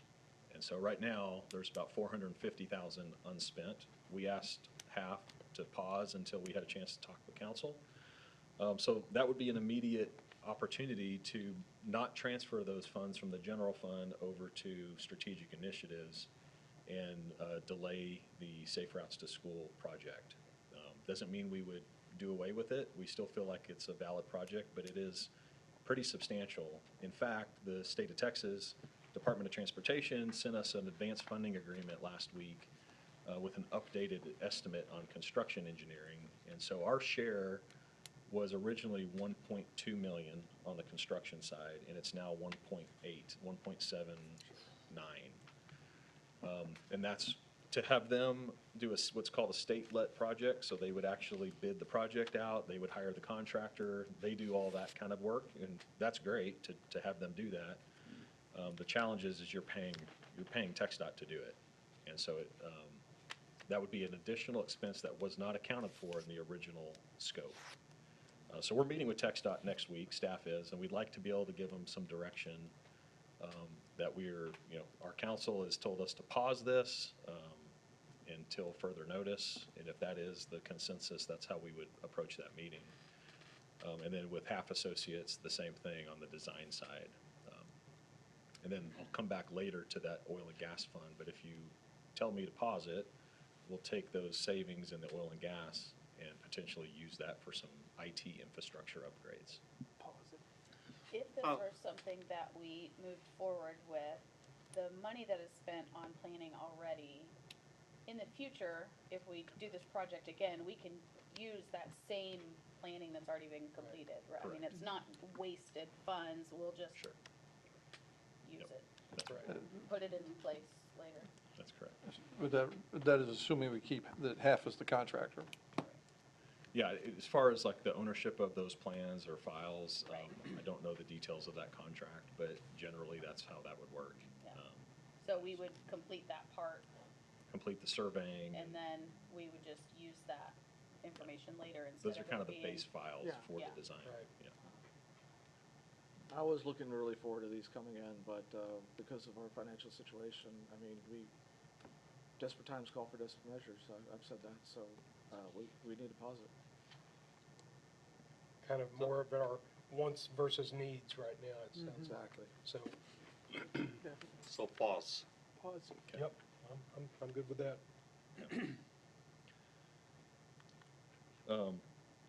That was really the main point I wanted to bring up on the budget side. And just reiterate that this is not a cause for alarm or that we're doing away with things. I think we're just wanting to be extra protective, based on the fact that the company is still here. Why we're not getting the sales tax, we're trying to investigate that to the extent that we can, but there's, we're limited into what we can do. So we've reached out to state representatives. I think we have a meeting with Representative Lowe with his office. We're actually going to look at meeting directly at the comptroller local office in Fort Worth. So Lisa's been working on that to set those up, just to see if we could get some of those funds back, and that would really help to get a portion, if any. So before we actually, we will bring on your June 8th meeting, we will bring a formal action. So we'll have a resolution putting these things, so pausing the project. That way we have official action and there's a vote. So I just wanted to bring it up tonight, and then we'll bring that to you for a vote on June 8th. Any other questions on 26? Good. Thank you. All right. You ready to move on? Yes, sir. Are you gonna take care of this one too? I can. Okay. So as just mentioned Well, with the IT. Sorry, Sheena, you can get up and, yeah. I'm just going to introduce it, and I'll let Sheena take over. Okay, very good. As we talked about this oil and gas fund, I just wanted you to have that in the back of your mind, that from a funding source, this is where I would propose we look at this option. So And that was $450,000? that's what the savings is, so that would be available in that fund. Okay. So the next item we'll be discussing is the city's information technology infrastructure. And Sheena? Yeah, Thank you. so I'm Sheena McAkron. I'm the Support Services Administrator here at the city. And so I oversee and manage the technology in the city. We also have, just a reminder, we outsource our IT, so our managed service provider is Toto Verde, and they're here with me tonight, Jeff Ramey and Cody Stevenson. So at a previous council meeting, we kind of brought it to your attention that we have several key pieces of our network infrastructure reaching end of life. And we have just got to a point where we're also kind of outgrowing our environment. We have different ages of pieces of equipment. And so we were looking at an approach to basically refresh and redesign our network, which will modernize it, make it more unified, and we think it will better fit our current and future technology needs. Because even in the past decade or even 5 years, we have grown our city departments, we've added more employees, we've added more facilities, which just puts more strain on the network and more bandwidth and storage and all the things. So we had brought forth a proposal to go into a lease agreement with a company called Meter. Council expressed some concerns over not owning our equipment and Meter still being a fairly new company, which is very understandable. So we kind of went through some talks with Toto Verde and come up with another option. The other option would be to just do a complete redesign and we buy all the equipment, get it redesigned exactly how we want it. Take into account some of the things we would have done with Meter. We added that to it so we could have a complete modernized, redesigned network. That would be, since Toto Verde is overseeing our network, it makes sense to have them help design it and put it together and make it better fit our needs and for them to help, monitor it for lots of things. So I think in your packet, it shows that their proposal, that's their quote, it's a little over 200,000. That's what they believe that we would need to completely redo this. I don't even know when the last time this whole network was redone. So, from my knowledge, and I've been here a little over 20 years, it's kind of been a piecemeal thing. As we grew, we added pieces. As we grew to other buildings, we added things. We added different, we just kept adding to it. And we've had, actually, before Toto Verde, we've had 2 other IT companies involved in this. So it's kind of a combination of now 3 different IT companies work. So this is their proposal that they feel that this would best fit our needs and for now and for the future, giving us lots of growth, lots of monitoring capabilities that we don't have now. I think we mentioned a lot of times they have to come out actually on site when with new modern technology, they can do a lot more monitoring from remote, which if we have an outage or an issue, they can respond and get us back up and going or fix the issue a lot quicker. So this is, again, will replace a lot of the end-of-life equipment pieces, and the proposed purchase will be funded. We're proposing through the oil and gas fund reserves. So we're just going to ask for your direction tonight, and if you have any questions, we'll go over it, and we can bring it back to you at our next council meeting for the official proposal. And if you have any questions for IT company, they're here as well. Start out, does this include new cabling everywhere Yeah, I was too? gonna talk- Yes, yeah. this is actually, yes, and redesigning everything. We'll actually take building by building and redo everything. So a lot of things, like recently, we had an issue with a camera over at the Link. And the way that it was set up before, they didn't set it up. There's a lot of things that aren't labeled, a lot of things that we don't know where it goes to, just because you have to trace it, that takes extra time. So if we have an outage or something, it takes extra time to find it. They'll go through and redo everything. Everything will be cleaned up, and if there's pieces that need to be taken out, redone, they'll check all cabling. I mean, everything will be an end-to-end solution. So when you're tracing something like that, do you trace it or do you have Toto Verde No, they come do out? it. Yeah, they do it. So very They do, Okay. yeah. Yeah, So that's an extra charge every time they come out to do that kind of thing. it could be, especially if it's something that needs to be replaced. Okay. Yeah. Yeah. Yeah. Roland? We're all gonna look at you. Everybody's I scrolling. just- I think, I mean, the money here doesn't, I mean, I've seen so many of these, this is pretty standard, Yeah. right? But what I would like to do is Roland, I'd like for you and I to look at that contract. Yeah. The contract is one thing that we definitely gotta look at. So all the cabling is gonna be what, Cat 6A? Yeah. Are we doing Cat 6A for every building? Cat 6, except in areas where Wi-Fi density requires Cat 6A. Because most devices that you guys have in the city don't require. Okay, you're saying Wi-Fi, but what I'm talking about, even to, just now I thought you all said everything is gonna be changed, right? All the cabling. Yes, if it's not Cat 6 or better, it's gotta be replaced. Okay, so. Cat 6 is the minimum. Cat 6A is only for high density.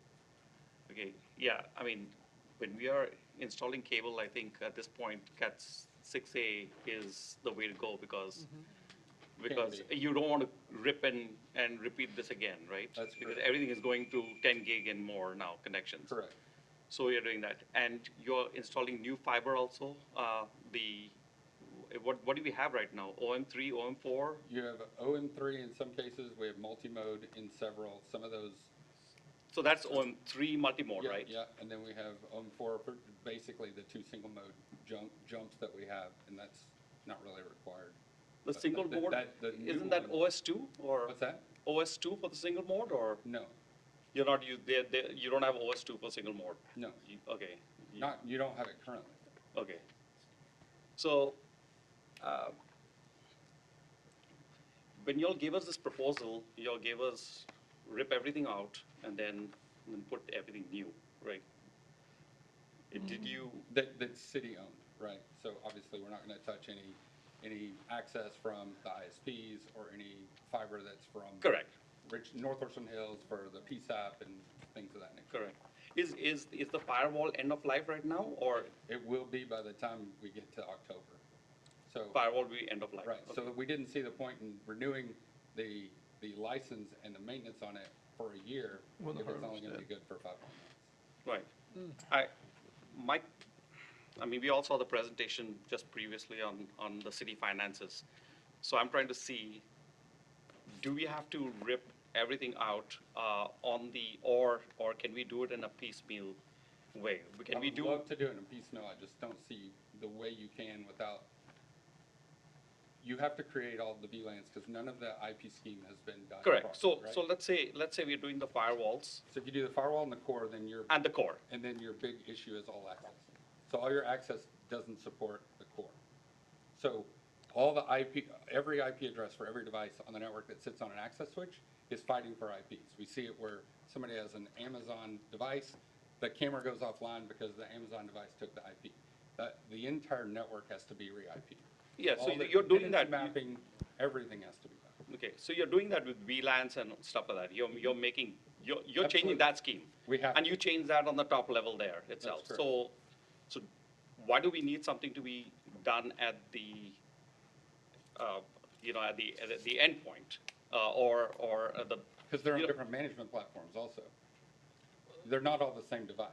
I understand, but they'll work with the same device, right? They'll work with your core switch. Some of them. IP will work with the IP Yes, core switch. They Let's will, keep that. but it won't work in the way that it's being requested to do. And it makes management 10 times harder to find a problem. If we have a spanning tree issue, if we have any other type of issue in the network, it's going to be impossible to find.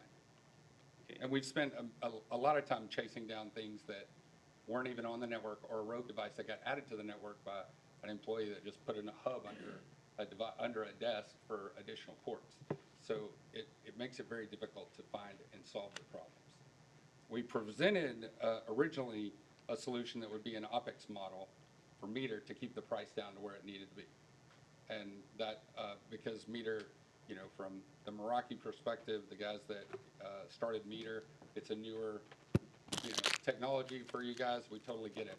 If we're gonna stay in the security that we have to have, one part on the public safety side is we can't pass CJIS with any device that's out of warranty and out of service.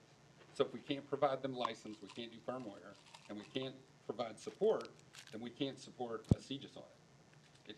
It just But won't pass. that's a separate deal altogether, what you're doing it's with the still an fire, access switch. with the police department, right? Right. So Okay. everything else, so we take. So let's keep that separate. So, okay, so if we're gonna keep that separate, then what would you propose as a department within the city that is not as important as another department? CJIS is completely different No, no, from I'm the rest. saying just from, we'll keep CJIS aside, so what department of an access switch would be okay if they were down for a period of time, if the switch goes? 'Cause I mean, we're only gonna do a the switch core. goes, you can just go and buy a Ubiquiti switch and put it in there. Sure. Yeah, Good. sure, and it'll work. That's not a problem, right? Sure. So what I'm saying is why do we have to rip everything off? Because I'm not yet convinced that we have to rip everything out and put back new stuff.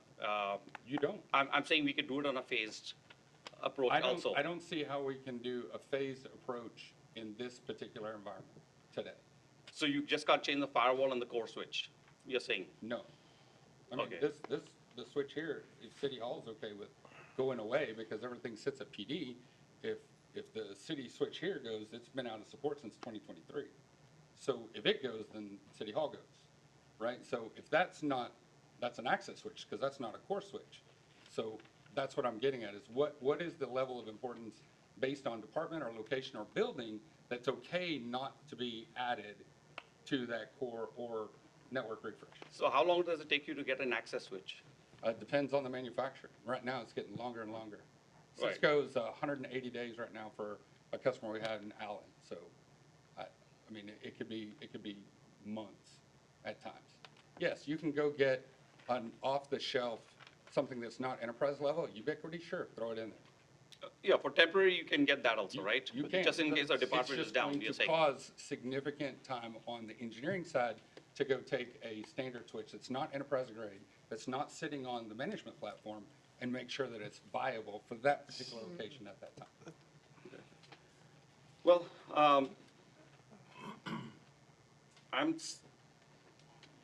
I think we just need to talk about it a little bit more and figure this out. I'm just more concerned also about believe me, I would like y'all to change everything. Okay, so that's given. I'm a little more concerned of the city finances right now. So what makes more sense? What makes more, and that's something which you can talk with Jason also. So we'll probably have to do something offline and have a discussion on that. But I understand, end of life stuff needs to be changed, needs to be replaced. Because we can't predict and- when it's going to go down. Yeah, exactly. And then with no support, then we have nothing to rely on. And then we'd have to know how many ports and what VLAN it was. And just doing an IP remap is an undertaking alone, much less placing the hardware, guaranteeing the cable, testing it all, testing the fiber, checking SFPs, everything that would have to go into that one particular switch should it go offline. And then making sure that we got something available to us. I don't believe you guys have a sparing policy, so we don't stack spares for your particular network. Some cities do. But we felt like to keep the OpEx down and to keep a guaranteed network that you would never have to replace is why we came with meter to begin. A lot of the smaller cities were looking at it. We did Comanche. We've done several others, but if you worry about the length of time that the company's been in business over, what the solution is, I think that it would be a great fit here, and it would save you a lot of money. However, if you need to own the hardware, and you're going to depreciate hardware over time, or however you want to run it, is entirely up to you guys.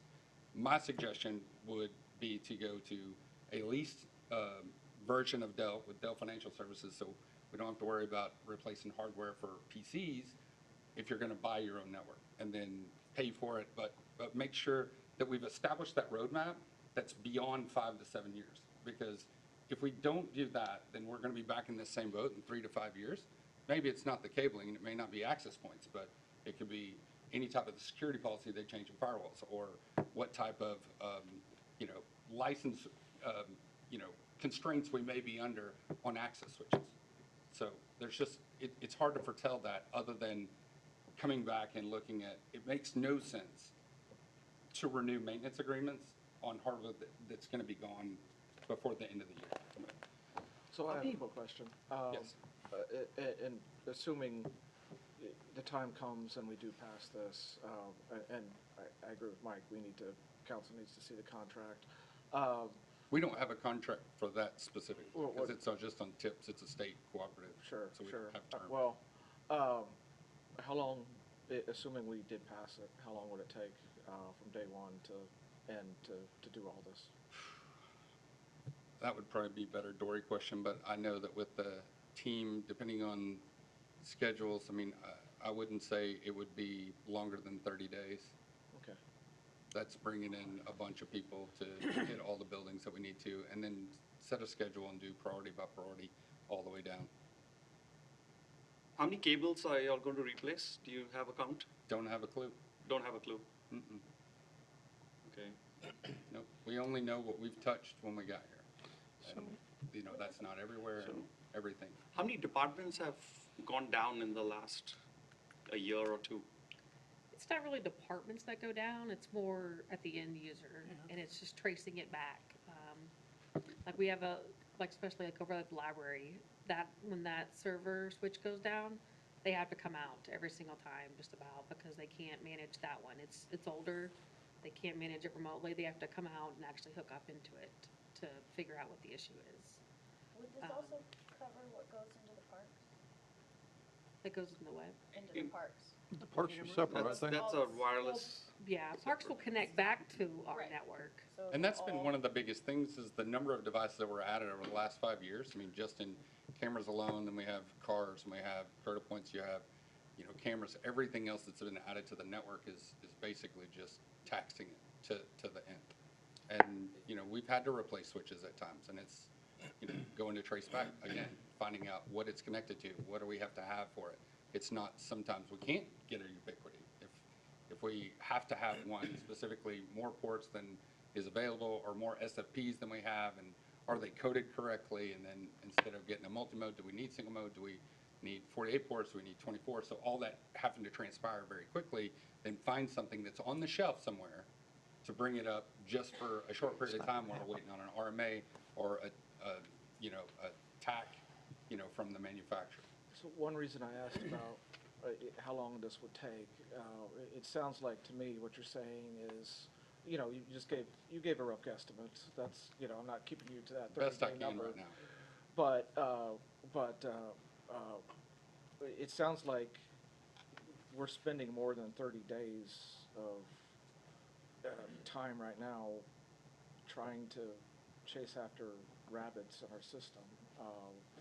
That could go away, that time could go away if we do this. Not that there won't be problems in the future, nothing's ever going to be perfect, but that's why I asked about the 30 days. It seems like the opportunity cost should be applied to this situation a little bit too, because I want our city to save every dime they can, but sometimes money is time is money, I should say. Yeah, time is money. Yeah, it sounds like out of all the work we're doing to keep our piecemeal system more piecemeal it's not helping our city at all. I'm very much hearing that we're trying to be penny wise and we're being very pound foolish. Be a whole lot smarter to spend the pounds up front and budget for it and not spend 2 and 3 weeks down the road trying to fix it. Now, did I pick up correctly that you feel the Meyer lease proposal is a strong proposal? And our concern with it was that at 5 years, we would get basically raked over the coals. And So the meter proposal is everybody familiar with Cisco, obviously? Yeah, I've heard of absolutely. Cisco. Okay, so Cisco bought a company called Meraki. So Sandeep, who started Meraki, which was more of a cloud-based single platform management, a lot of people know, some people don't. Well, when he sold that to Cisco, his intent was to make it more of a utility. Well, they didn't take it to utility, they added licenses and they had software and they had maintenance costs to it, so it just became another arm of Cisco. Well, when he started Meter, he wanted it to stay directly just as a utility. He doesn't believe the infrastructure should be something that you have to just keep replacing and paying, and then you pay maintenance on it, and then at the end of that, you stop paying maintenance, but now have to buy new. So the way that Meter works is that all of their hardware goes in, you never own it. It's a utility to them. So whatever that is, based on square footage, if you need more switches, you need more APs, that's provided, they don't change the cost.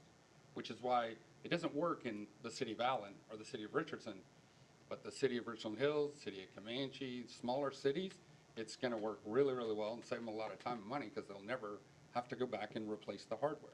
It's just a continuous, so as they release a new version of hardware and software, it gets done at no charge to the end user, which in our case, hey, my business is built around engineering support, implementation, and hardware. That part of our business is starting to move away. I mean, it's plain and simple. well, Something I see about something like this, it's like water and sewer, it's not pretty. no, Water but and sewer is real expensive, this isn't real expensive. I but mean, it is with our budget and all, but it's No, still. but it's in do the it right. overall scheme of things, this is really not that great of an amount of money. I mean, we can see a testing contract for the roads that's gonna be as much as this or more, and but this is gonna be something that's gonna last a long time too, it sounds like. If you feel like these are the right products to go in, I mean, y'all know more about this than I do. I think that Meter's a great solution for the city long term. I think that where you're at today, if you need to own the hardware, then we had to come up with a new bill of materials or BOM for Fortinet to be beyond that 5 to 7 years. Otherwise, we're spinning our wheels. So this is- but if we're going to assume that we have continuing growth, we've doubled our IPs in the last 5 years. At least, We're going to do it again. correct. If we go under the Meter approach, they take care of all that. Yes, they do. And if we do this, we take care of it. And it isn't going to be rolling down to Fry's who no longer exist to pick Now, up we a will do switch. your re-IPing with this solution. That's part of what Yeah. we had to make, but yes. We deploy for Meter too, so we will be doing the work. You're going to do the deployment either way. It doesn't matter. Either way. But it's just a matter of what we felt like was a good decision or a better decision. There's not a great decision here, because I would love to be able to go, hey, let's phase in, let's do core first, let's do edge later, then we can re-IP in the meantime, but that's 2 sets. And engineering hours alone on time with guys physically here is going to be outrageous over a period of time. I just took a 5-day outage for Yeah. something I felt was a 3-hour issue, so we are in bad shape. Yeah, it's big. You know, and we had another city, will remain nameless right now, but had a lot of criminal data that they lost because of an outage like that. And it took us almost 4 months to get that data back, and the DA was not very happy with the city, obviously. I'd like to ask Sheena, what do you think? Well, I think, in reality, if we redesign this correctly, the longevity of this going forward will make it easier to manage. Because when we get down the road, if we do decide that we do want to spend the money, we do want to own it and buy it, and we get down the road, it'll be easier to replace these things with this set up correctly.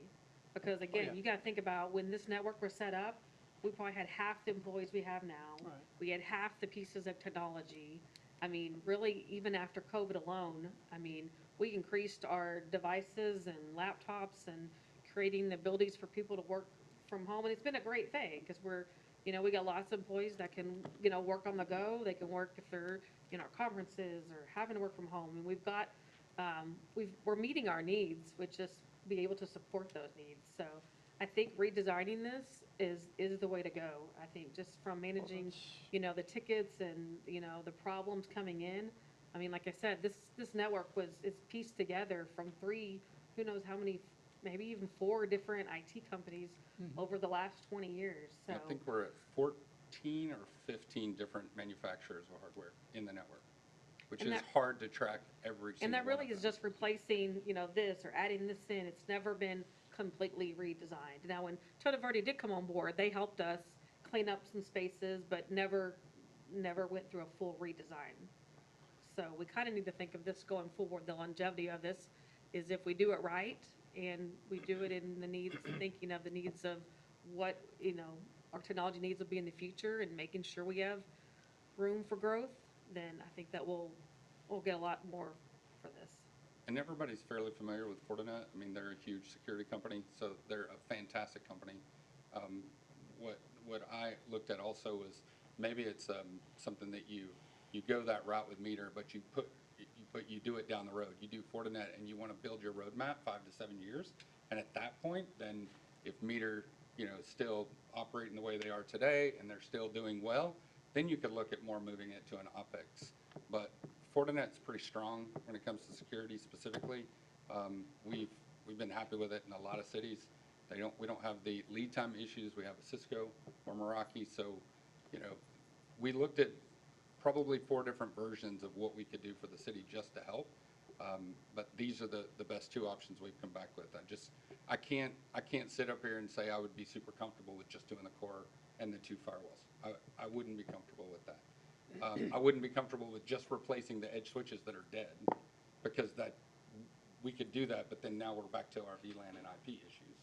So it was kind of, what do I want to weigh the most of? What's okay within the city to be down for an extended period of time? That's what it would boil down to for us. If we stayed on what we are, what's okay to be down? And we don't make that decision, obviously. That would be you guys. If we did a piecemeal, we'd have to decide which department or what buildings were more important to keep up than others. Joe? I'd like to, well, Yeah. I'd like to propose a small committee of council members with Toda Verde and Sheena and possibly Jason too, just as a referee, just to talk about the logistics of everything, the cost going forward. I think it'd really be good if, instead of just, I'm not an expert in this, I don't have any business talking about some of these things. I'll talk about roads all day long, but, I understand that. but this, I think y'all need to have that committee meeting. So let's put something together like that, and then we'll move forward like that. Well, I mean, it's still gonna be a whole council decision though, correct? Well, Oh, yeah. Yes, that's just a committee Right, to, right. to recommend to us. Well, I mean, I get that. How long is that gonna delay a decision on Well, I think this? this needs to be happening fast. Or that's why I Yeah. asked. This does need So to I- happen fast. Let's get on this, in the next couple of weeks if y'all can. Absolutely, it can be done. By the way, was this on the budget for this year? We budgeted to replace a few A few. pieces, but you know, again, after taking a look at it and talking with Toto Verde, you know, again, we're doing what we've always done and just replace the immediate need. And you we know? also, I think in that, also, we looked at some of the maintenance renewals for some of the stuff that was still under support, and they've skyrocketed the maintenance because, of course, they're going into sales. So now, those devices that were part of that original budget, you know how they do. When they get to the end, they're going to charge you a whole lot more to keep that old device in operation. And that, we just didn't see the point in signing a new maintenance renewal for something that wasn't going to be here in 5 or 6 months. That's a waste of everybody's money. Does that sound good for you all to meet all Yeah, together? Yeah, we should Okay. get this together. Okay. All right. Sheena Thank and you. Jason, Thank y'all you. Thank you. appreciate the Thank you setup. very Thank much. y'all very much. Thank you. All right, now we're going to discuss the FY '27 budget process and expectations. Jason, you have some information for us? Yes, sir. Okay. So we're going to kind of just get back into budget discussion as we go, as we're preparing the fiscal year '27 budget. Obviously, you know, there's, you know, structurally, we're going to be down about 36% compared to where we were. But with a couple of strategies, it's doable. I think we can make it through this next fiscal year as we work on some of the larger economic development projects to bring in that new revenue, which we'll have some hopefully exciting things to start discussing in June regarding that. But what I wanted to just kind of visit with you quickly about is some options that we have that you guys have available to consider that could immediately help us, not only for fiscal year '27, but into '28 and '29 as we kind of move on past the next fiscal year. We have core services, obviously, we're not touching, you know, we're maintaining what we have, the people we have. We've got specific equipment for public safety they have to have in place. We mentioned earlier, are there capital projects, equipment that could be delayed or funded out of a one-time cash fund? What should be modernized? Again, that's kind of just touching on Sheena's presentation. What are we doing to protect the organization going forward? These are questions that we're kind of asking our departments and ourselves as we prepare the budget to present to you. We do expect to have a CIP discussion on June 8th in a work session, and then on the second meeting in June, which we'll talk about dates, I think, on the agenda later, but we will propose that we have a second meeting in June that will have the first kind of budget workshop where you can see the operating budget and what's proposed in there. So again, these are things that we're take very seriously and want to present you with something that you're comfortable moving forward with. The first item that for you to consider as we go through this process is to dissolve the Baker TIF. This is our tax increment reinvestment zone. This slide just shows you the city portion of the taxes that come into the TIF annually are about $350,000. That's about $120,000 of sales tax, and the remainder is property tax revenue. That's everything along Baker Boulevard. That starts up at Walmart, it comes down Ruth Snow to Baker, and then all the way east down Baker Boulevard. It's not unusual to have a sales tax as part of a TIF, but it's not as common anymore. When this TIF was established, you know, it's in a commercial corridor. If we were to land a Walmart or something that could produce sales tax, it was an opportunity, I think, to attract a different type of retail consumer or retail user. But with that said, that's a portion of sales tax that can only be spent along projects within Baker Boulevard. Right now, there's about $1 million in the fund balance of the TIF. So by an ordinance dissolving this early, we would see that fund balance come available. There are considerations that we'll ask you to consider, like, you know, Tarrant County's participation over the years, what their portion of that property tax is that comes in is significantly smaller than the city's, but they have been contributing. And so working with them to potentially, as part of that $1 million, provide them kind of their share back to them, I think would be a good consideration. It allows for the funds, if we do this, allows for those funds, that $350,000 to be used for anything that the general fund what property tax and sales tax could provide for. We could also put policies in place, if we do this, that would allow you to still reserve a portion for future grants or landscape improvements, so it doesn't restrict you from doing anything that's in the current TIF plan. It just gives you the flexibility in a situation like we're in now, where that $350,000 a year is a big number. So kind of there's 4 steps that we really want to take. And number 1 is confirming that there's no outstanding TIF note, we know there's no bonds that have been issued, but there might have been tax notes for short-term cash that was provided for some various projects, and not having a finance director in place, in the past, it has been kind of a challenge to track those things down. And we're finally to a point where we can dig into this. And so this is what we'll be working on this week, just to confirm that we're good, there's no obligations. Then we'll consider an ordinance, so I'll work with Elizabeth and her team on drafting an ordinance to dissolve the TIF. We'll talk with Tarrant County in the meantime before we actually bring it for a vote. And then once you guys take that vote, if you approve that, then we will transfer that fund balance. And that would go into, reserve account for fiscal year 27 budget. And then, of course, that annual increment of $350,000 would be included in the revenue. So it's not new revenue, it's just reallocated from a specific account to general account. So let me stop there. Are there any concerns with this approach? So what's the opportunity cost compared to the one-time revenue we're going to receive? Because we're not going to be getting any more of that back. So we will, the $1 million, so in the fund balance right now, there's $1 million. So that money would be primarily, I would recommend for more of the capital project side, those one-time expenses. The $350,000 that's going into the TIF today we would still get it, but it would go straight to the general fund. Okay. So we'll be able to use that $350,000 for police, fire, public works, any of those other existing obligations, without asking departments to cut specific programs. Does that answer your question? Sort of. You're talking about the county portion that gets put in? What happens? Yeah, because we're giving up the county portion that we get. Yeah. So what is that compared over a few years compared to what we're receiving now? I mean, which one? It's a couple $100,000 that A year? we'll be giving up. No, just total. Total. That we're going to be in an advantage doing it this way? Yes. Yeah. I can get you the exact numbers. That would be good. Yeah. We'll get you that.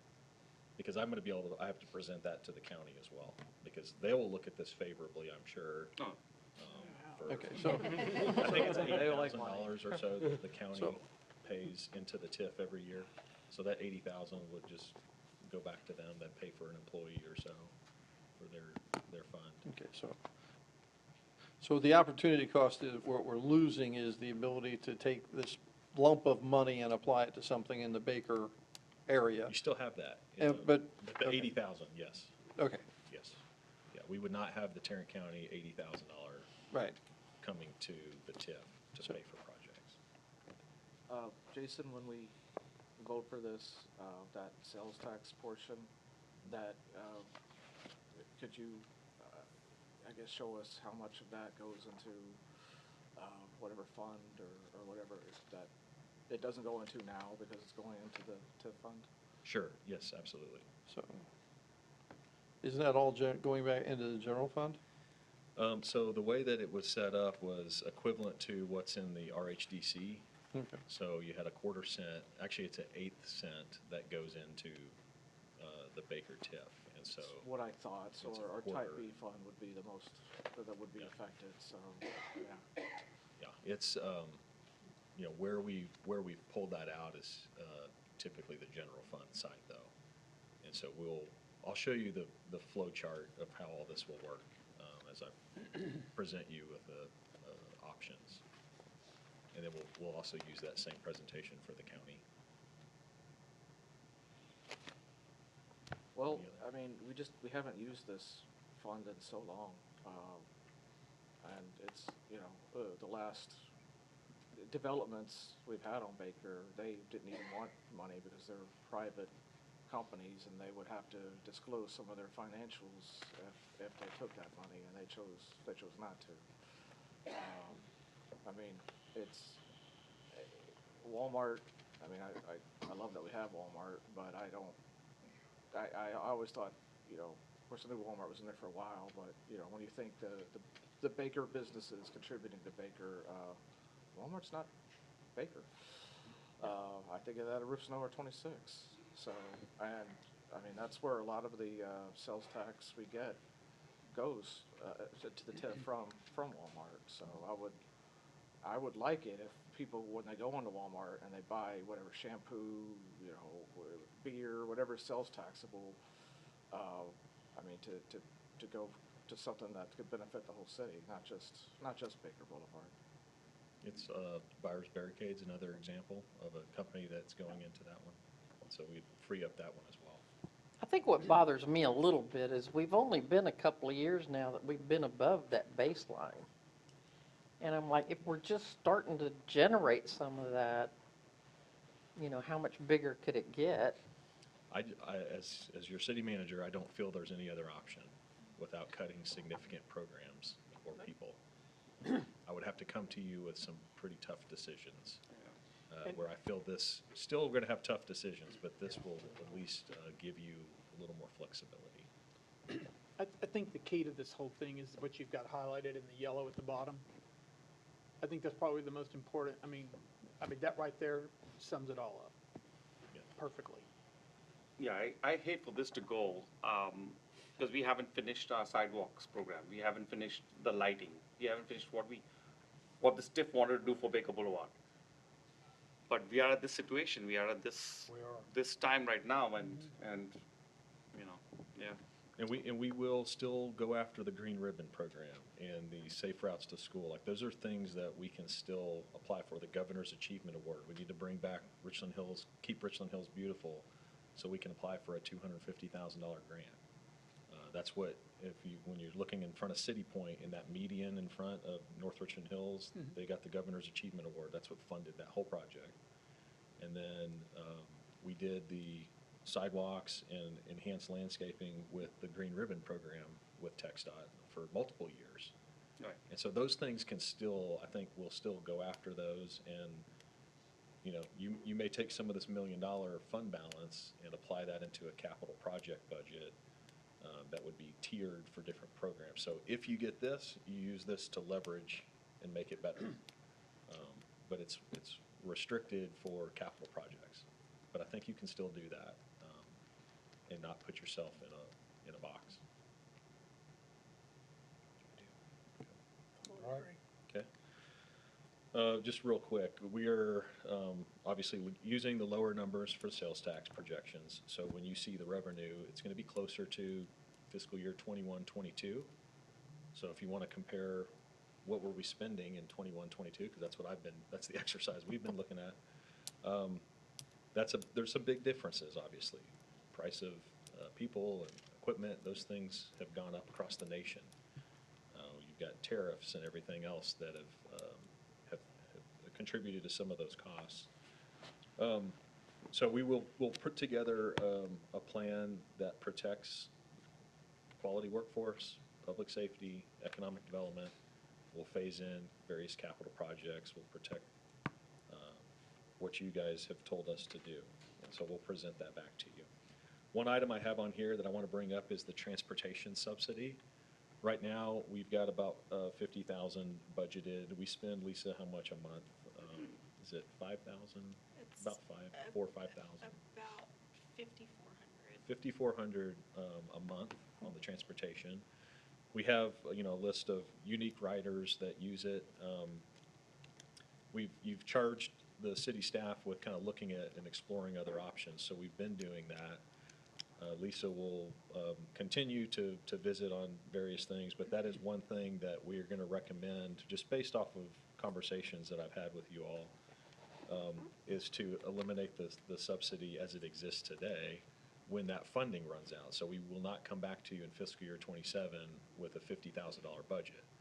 Alternatives would include working with some of the other partners, Catholic Charities, Northeast Transportation Service, serving our seniors, to ensure that folks that need assistance getting to work or to medical appointments have some options. So we would bring you back with some alternatives to consider for that. But as far as the real-time transport contract, that is one item that, you know, with several discussions I've had with a lot of you, that's something that needs to change. Is that something that y'all can see the rides, where they're going, what kind of things? So I know in the past when we've reevaluated this, there were options that were good for some things, but like they wouldn't bring them back because then they were out of range or whatever the situation is. That's something that y'all can look at to make sure Sure. we're not leaving anybody Enforcing out that. based on what they're using it for.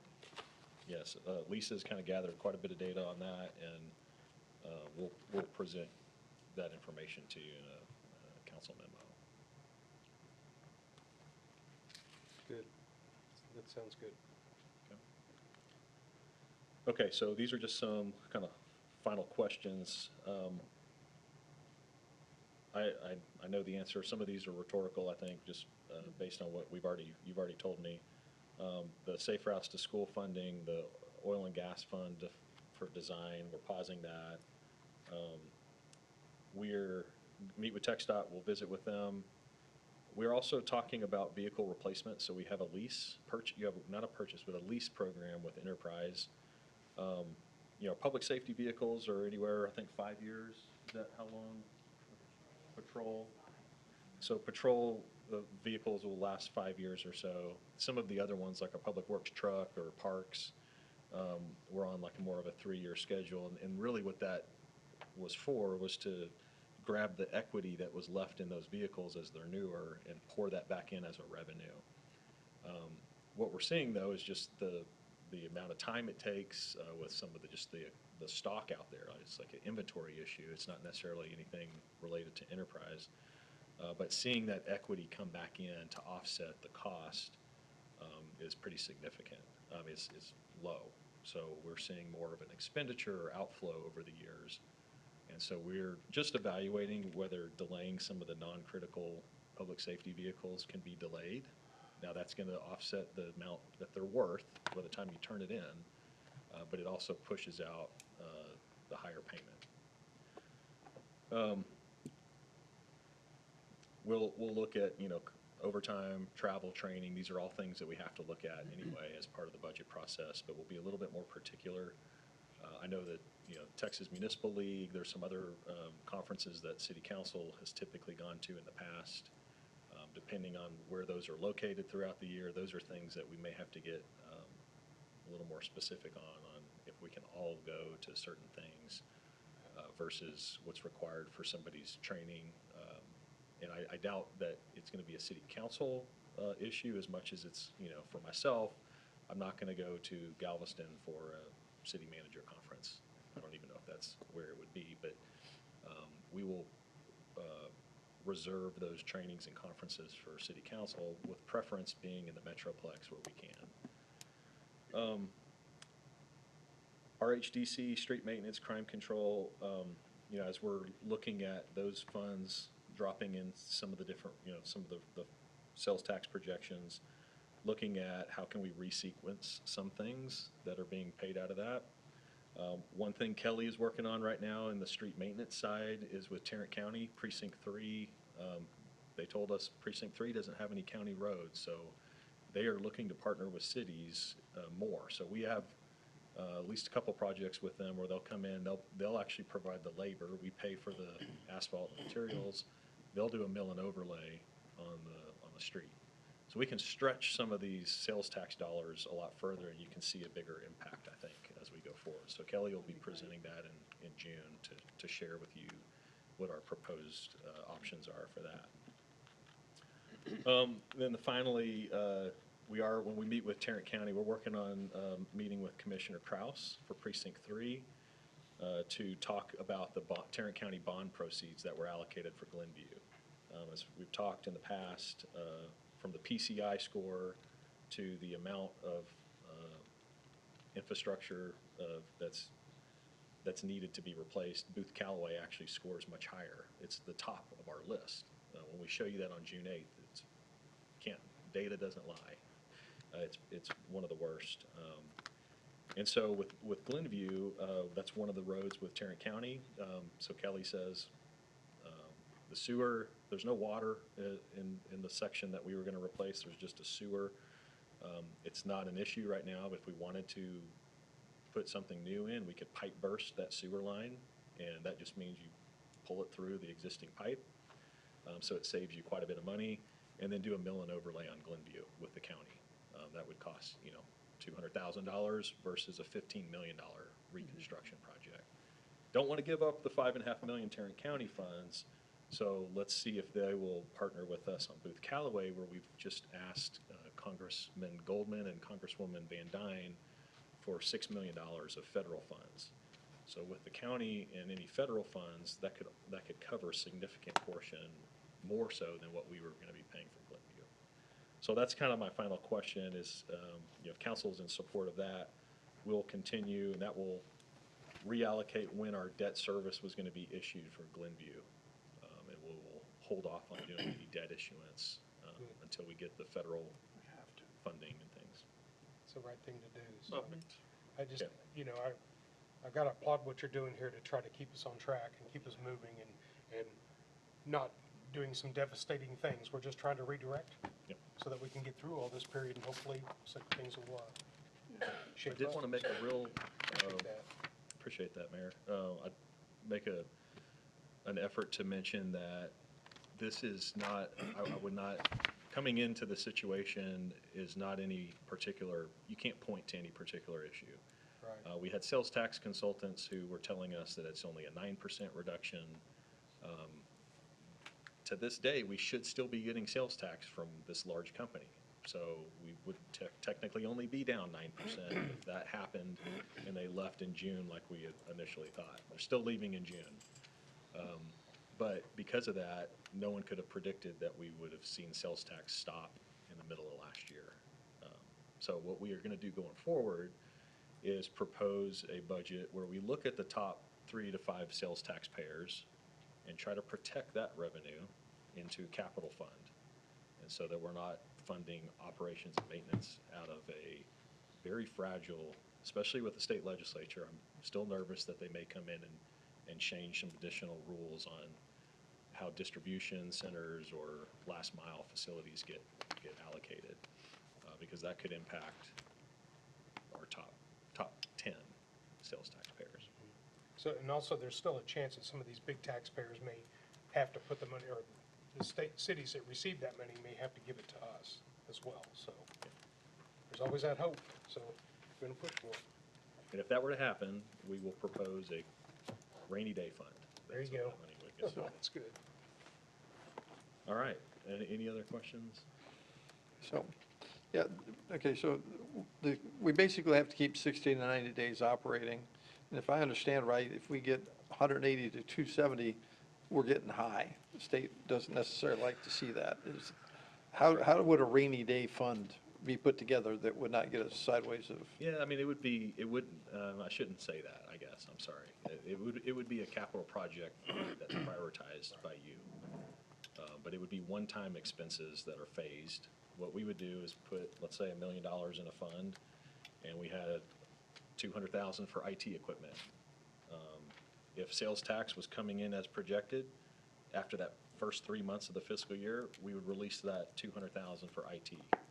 We'd have it prioritized. So by the end of it, if we needed to buy, a public works equipment that was $300,000, we may wait until August or September when we know how much sales tax we've collected. But that fund would be available for capital projects versus any ongoing operations. Okay. Well, I thought that's kind of what the Strategic Initiative Fund was initially kind of set up for. And we designed it, this last year to help out with the Safe Route to Schools, but of course we need to put that on hold for now. But I kind of thought that's what that fund was initially set up. Well, that was, It was, yeah. Yeah. I think that was the intent, and there's very specific projects that are available in there. no. So that's exactly how it's functioning now, is it was saving the current situation. Good deal. All right, thank you. Thank you, Jason. Are there any items that y'all want to discuss that are on the regular agenda, or we just move on to executive session? Yeah. All right. Had to ask, okay, pursuant to the Open Meetings Act, Chapter 551, Texas Government Code, Sections 551.071, 551.074, executive session may be held under these exceptions at any time during the meeting that a need arises for the city council to seek advice from the city attorney as to the posted subject matter of this city council meeting. Pursuant to Section 551.071 Texas Government Code, consultation with the attorney. Discuss Chapter 90-4.02 Accessory Structure Standards Ordinance. Pursuant to Section 551.074 Texas Government Code, personnel matters. Discuss appointments and reappointments to city boards, commissions, and committees, including the filling of current vacancies. There's a motion to go into executive session. Mayor, I move we move into executive session. A second? Second. Okay, all in favor? Aye. Any opposed? Motion carries. And it's 7:59.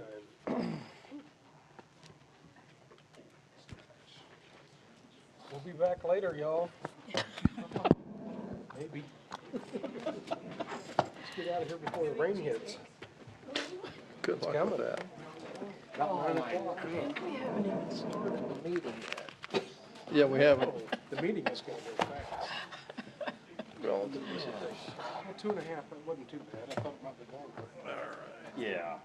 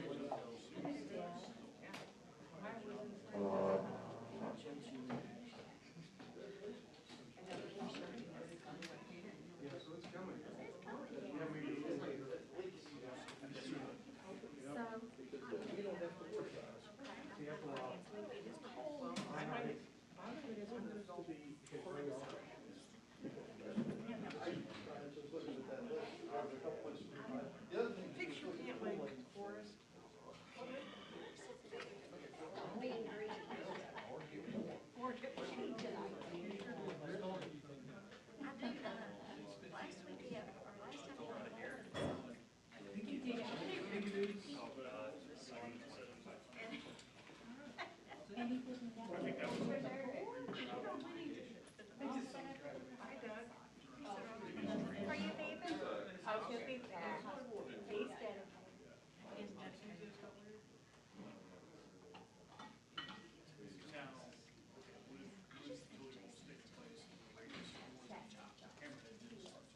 Hey, Earl. Hey, thanks for the cheesecake. You're welcome.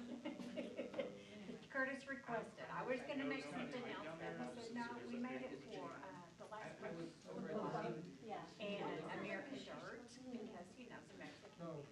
And so he ate a piece, and then I said, well, I'll make a cake for your birthday, because we'll make that cheesecake. Okay. Laura's birthday is Saturday. Oh, yeah. He always wants, same thing, it's like, a cherry cheesecake, it's like a no bake, a cherry cheesecake with a pecan crust. Do you have to make it? Yeah, like you grind up pecans real fine. I use this little nut grinder that belonged to her grandmother.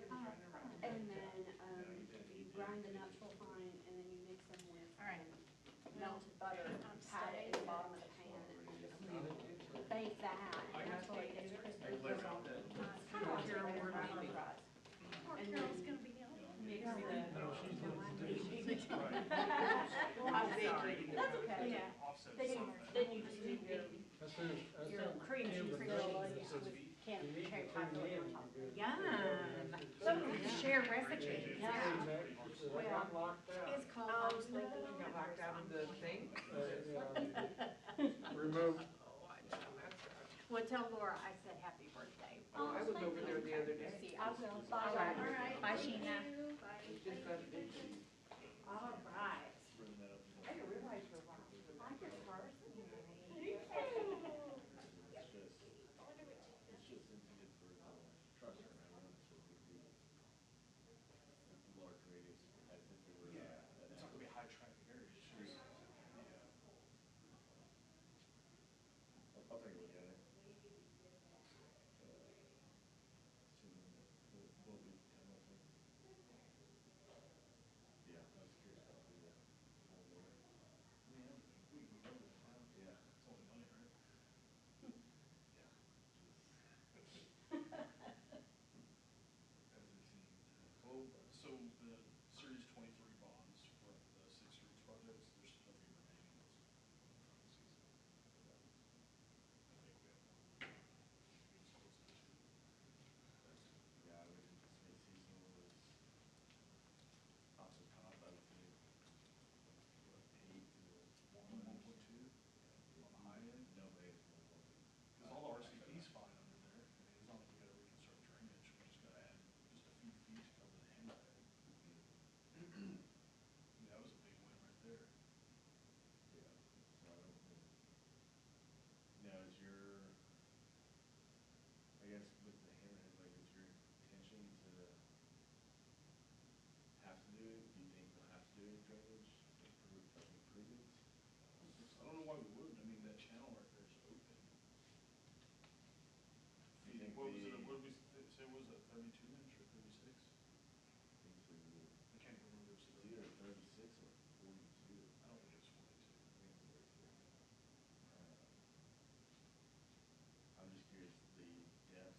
We gotta think too, because the only drainage coming out is from Cecil. Yeah. Everything else is going down to Matthews. Yeah, 'cause it's just the, like the little cluster of floor inlets that are right there off Lavon.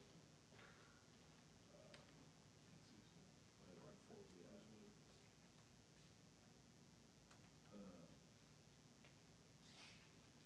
Do you think the depth there, basically from the barrier to the RCP outfall that's in the large. Oh, or are we channel? saying, Yeah, do you think that's, surely that's gotta be deep enough to where you wouldn't run into any conflict? I don't think so. I mean, we may, that last little run getting to the open channel, maybe a little more than, cog specs, but Okay. So I think that would be the only thing, in terms of storm, like existing storm drain that would have to be potentially replaced. yeah, maybe install like basically a junction box right before the hammerhead, just to drop that grade to get where we need to be. I don't think it'd be anything significant. Need an ID?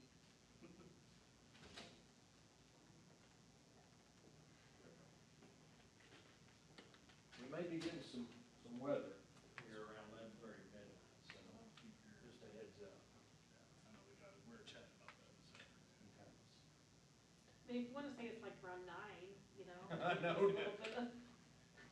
I'm not trying to swim home. Yeah. You wanna get home. I'll tell you, that Leslie and Norma over there by the park, everybody wasn't, pulling my leg. That was significant flooding. Yeah. I had just went down there Thursday, because we're doing a swiftwater class for y'all in the Yeah. fire. And I wanted to kind of pre-plan that a little bit, so I walked all down the bottom of the creek. And, there's no obstructions down there. This was runoff from up north. Yeah. And it was, I mean, by the time I got there, it had just went below Glenview, but at one point it was over the bridge. So that's looking, Glenview property looks over, that's Glenview right here. That's Mhm. Richfield Park. That was, Yeah. yeah. Well, I saw something too yesterday I've never seen. As I was coming in, I live on the south end of Euless, so I'm driving down Highway 10. And that same creek, it had went across the road. There's cars, nobody I mean, there were people trying to cross. Oh, and they didn't there have were- anyone shut it down? Nobody was there, so I got on and called alarm and said, you need to get Hearst out here to block this traffic, because it was moving fast enough that a smaller vehicle, it would have washed them off the road. Yeah. Well, that's what did Vicky's, she got a little Crown Vic or Town and Country. Uh-huh. I mean, it moved probably 50 feet away from the driveway. That's that one, yeah, that wide one? Yeah. Yeah, and then that other car, check this out, make sure I got my glasses, well, I can find it. But in that same house there, water went up into the house, but you could see the water line, and it's a brand-new SUV. Oh, yeah, no, I went out and talked to You Vicky. saw it too? Yeah, So, check this out. Look at the water line on the door. Oh, yeah. That's how much was in, see right here? Yeah. Oh, yeah. I believe it. He says it ruined his car. Yeah. Yeah, after talking to my mom, I was at Bedford, and she called, she's like, hey, it's starting to come up here. So I was like, all right, I had to get the wife and kid home and swap out and get in the uniform, get in the truck, and went and checked her, then I was like, well, let me go across and check on Vicky and John, and they said as fast as it came up, it went down. It did. Yeah. But when But it just hit, like, when I pulled up there, I didn't see the engine. And I thought, okay, they went around back, but at first I thought, if they drove up in there, I am going to beat the tar out of those guys. Because it was significant, because but what they did is they went behind EOS Fitness, the smart thing to do, and then they had to cross through the fence there. Yeah. And, but there was a fleeting moment, I thought, man, they better not have drove up in there. You Arlington could give did, them a little boat or something. some inflatables and Some, some yeah, ribs. a little trailer. well, Arlington years ago did that on a call, drove up in, and those air intakes, a lot of times are down on the lower end, and it sucked up, they claimed, Hydrolocked the 7 gallons of water and locked up the motor. And, I mean, those engines are not, those big diesel engines are not cheap. Well, when I first started, we used to issue, I was telling him, the PD used to issue each car a life jacket and a rope. And when I first started, I was like, what do I need a life jacket for? We got some of those swimming pools right here. Like, oh no, we're gonna need it for the flooding. I'm like, what flooding? And then, Yeah, yeah. it used to be even worse than it is. I mean, it's gotten a lot better, but it's still, just that one area is the worst. That was Callaway. Oh, yeah. Over the years, when I was in Halton, we made lots and lots of high water calls and rescues. I got involved with several of them, and that's what got me into swiftwater training, and we went through tech school and all that, so I got to get exposed. Actually, the college sent me to Taiwan to teach their National Fire Academy. I got to take a team with me in 2011, and it was one incredible experience. But they're experts there. They have a swiftwater simulator in Taiwan that's like 3 times bigger than the one at TCC. And they got in there and they really didn't know what they're doing, so 2 or 3 of them almost drowned. So we flew over there, and I saw it when they turned it on, and I thought, man, I think we might be getting over our head here a little bit. So I always tell this story, the most important rock, paper, scissors of my life was 4 of us standing there, who's gonna get in there first? I said, all right, guys, get up here, and then one of the guys, I don't know if you know him, he was a battalion chief at Halton, his name's Hoss White, big guy, he lost. And so he had to go first, and we had to rescue that big dude, because he got caught in a low head down. But it allowed us to kind of learn how to train those guys there. It was a great experience. That's wild. Yeah, I spent 11 days over there. But, man, flying over there, that's a 17-hour flight in coach. TCC don't pay first class. Yeah. 2000, I was out that way, 2012. We didn't stop in Taiwan, but we were in that part of the world. It's an awesome place. I was really taken back with the culture and everything. It's clean. It's pretty cool. Yeah, we did stopped in Singapore for about 4 days. Are they kind of Americanized a lot too? Oh, very much, Because but their laws are, Yeah. I don't even think you can chew bubble gum in that country. So all the guys were military in the fire department, so it always cracked me up. They would have an American name and a Chinese name. So they would have old names like George and Abraham, president names. Right. And then they would have their Chinese name.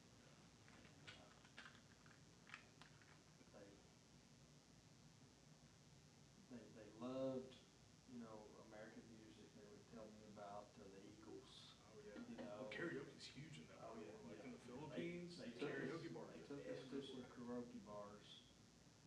told them we were, something coming up about basketball. I said, well, we invented basketball, man. When I come out there jokingly to the interpreter, I said, I'll do a little basketball demonstration for you.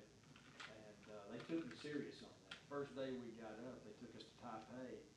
We pull up, and there's these 4 Taiwan military specimens out there stretching on the basketball court. And we played a 4-on-4, and they beat the you-know-what out of us. That was a little humbling experience there. Oh, man, we were in trouble. My chief on my first one is Filipino, and he had a basketball goal set up in the hangar bay. I mean, hangar bay is like half the width of this chambers here. Yeah. But the shiprock, he can make a layaway all day, every day out there. The ship would be, I don't know how he's pulling it off. He wouldn't even be looking.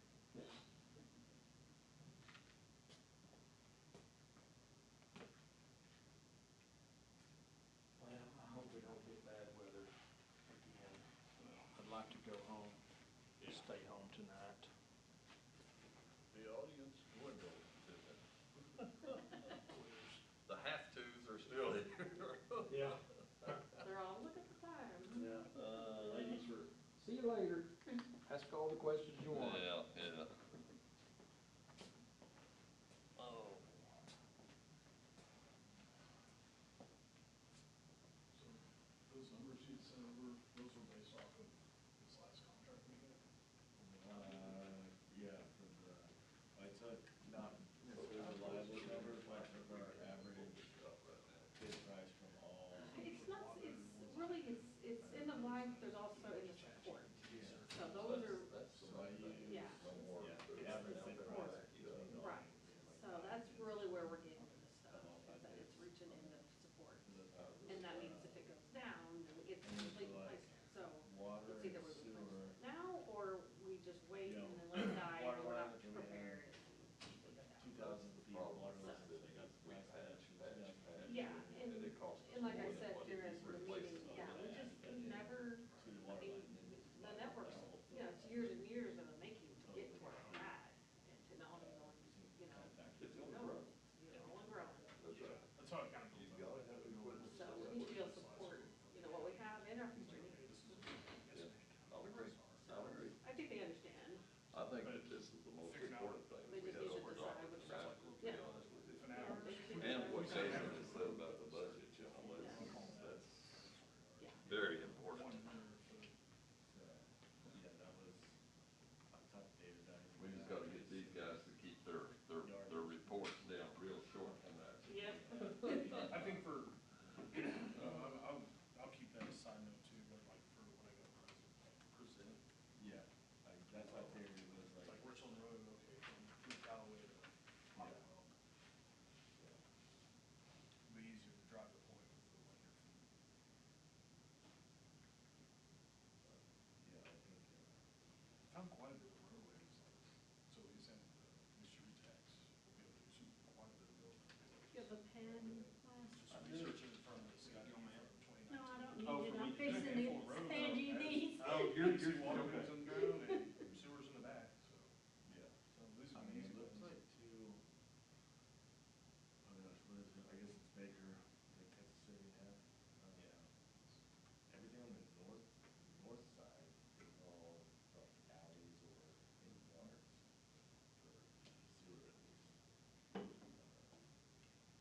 long as your water lines are put up there, a lot of that. And there's a handful where, there's a couple where like sewer mains, okay, look, okay, like, say there's a section of roof from Hardin City where the sewer main's like only half the road. And we can pipe burst that. We can get away with doing that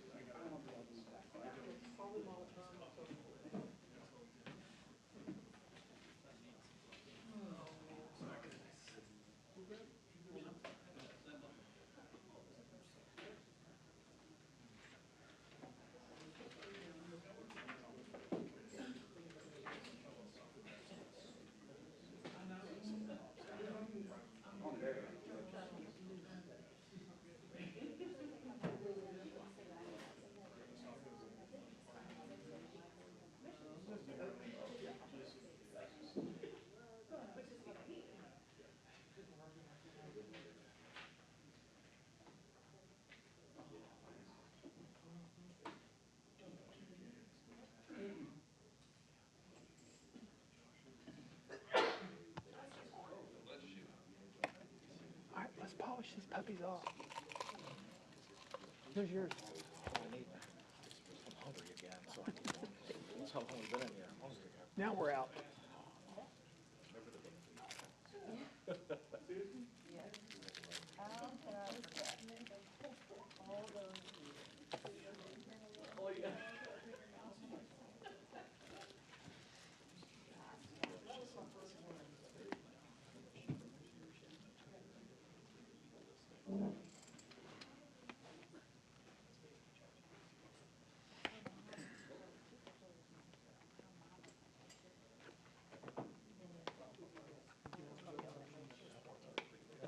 Yeah. They've been here for, You want to reorder the, Oh, funny how when you never move, you. well, we're coming to that. if you reorder it, you got it right after, you can take it up as, the result of the executive session. Yeah, but we only got citizen comments and community interest items. Yeah, Easier to move those down. yeah. Okay. All right, we're done. We're now back in regular session for tonight's city council meeting. First order of business will be invocation, pledge of allegiance, and Texas pledge. If you'll please stand. Heavenly Father, we come before you tonight grateful for the opportunity to serve our community. As new leadership steps forward, grant this council wisdom, humility, and courage to meet the challenges and opportunities that lie ahead in the years to come. Help us make decisions that strengthen our city, protect our neighborhoods, and serve all people with fairness and integrity. We ask your blessing over our city staff whose work daily keeps our community moving forward. Watch over our police officers, firefighters, first responders, and the men and women serving in the military. Keep them safe, give them strength, and remind them that their service is valued and appreciated. Guide us to work together with unity, respect, and a shared vision for a brighter future. Amen. Amen. I pledge allegiance to the flag of the United States of America and to the republic for which it stands, one nation, under God, indivisible, with liberty and justice for all. Honor the Texas flag. I pledge allegiance to thee, Texas, one state, under God, one and indivisible. All right. Thank you for the audience that stuck around, so appreciate that. Okay. So do we have any citizen appearances tonight? Nope. All right, seeing none, we'll move on. So Community interest items. Mike Witt, would Oh, you like here we to go. read this for us, please? Summer camp at the Link. I might do that. The Link is hosting summer camp for children ages 5 to 12 with full days of fun and structured activities including crafts, group games, outdoor play, gym time, and a weekly scheduled field trip. Camp runs from 7:30 a.m. to 6 p.m. Families should send a sack lunch each day. Reminder, register now for summer camp at the Link to lock in your child's spot, which is the $20 deposit holds your place. Senior lunch and bingo. Lunch, bunch, and bingo is offered on the second Thursday of each month in the community rooms. Fee schedule, it's going to cost $3 for Link members and Richland Hills residents and $5 for non-members without a Link membership. Space is limited. You may register via phone at 817-616-3738 or online at thelinkrec.com or in person at the Link. Bingo is at 1 p.m. following the luncheon.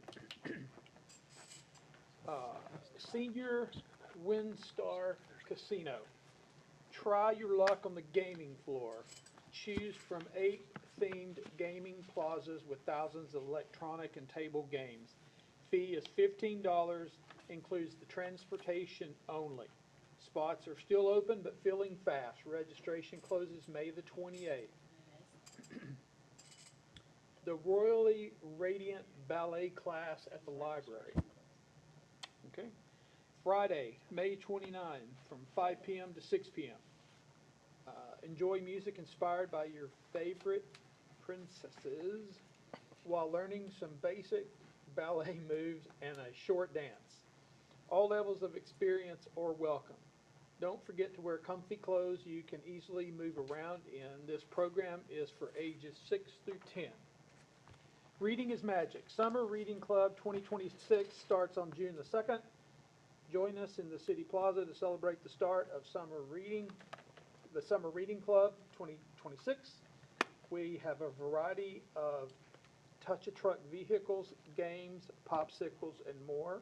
Kane's Arcade, Tuesday through Friday, June the 16th through the 19th, 4 to 7 p.m. for ages 8 to 16. Brainstorm and build your own cardboard arcade game over the course of 3 nights. Then show it off to everyone at the Friday showcase. Senior activity. Seniors register for Paint Along June 2nd. Unlock your creative potential with a new paint project each month. All supplies are provided and class is free with a $5 supply fee. There was one left off of there. Oh, yeah? June 9th, Literary Book Club at the library, starting at 6:30 p.m. Thank you. Good deal, thank you all. All right, anybody else have anything? There was a blood drive in City Market, I think on Saturday, From 11 to 1. from 11 to 1. Yeah. This coming This Saturday? coming Saturday? Yeah. Okay, It's coming Saturday. all right. Well, I'll stay away. No, I'm kidding. Donate my- blood before the Yes. the Yeah, beer garden. okay, Yeah. Right. Yeah. That's really, hey, that's a good point, yeah. Yes, That yes. works well. Then Well, beer garden. Yes.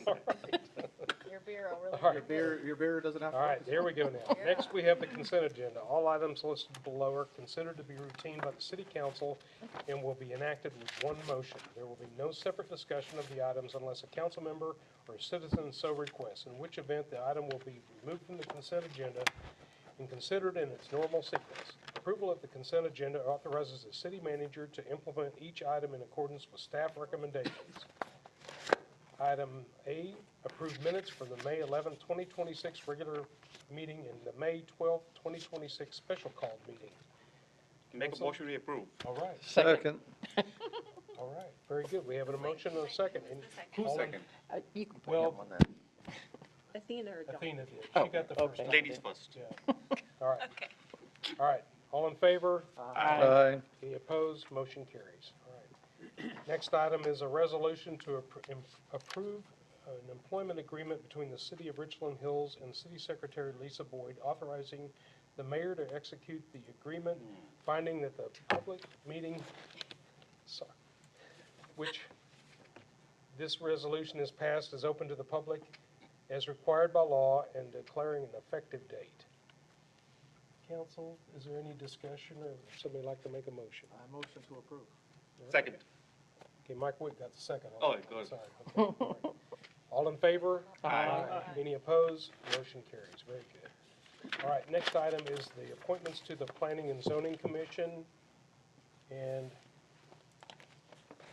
Mayor, I motion to appoint Peter Yede to place 4 and move Lynette Hart up to place 5.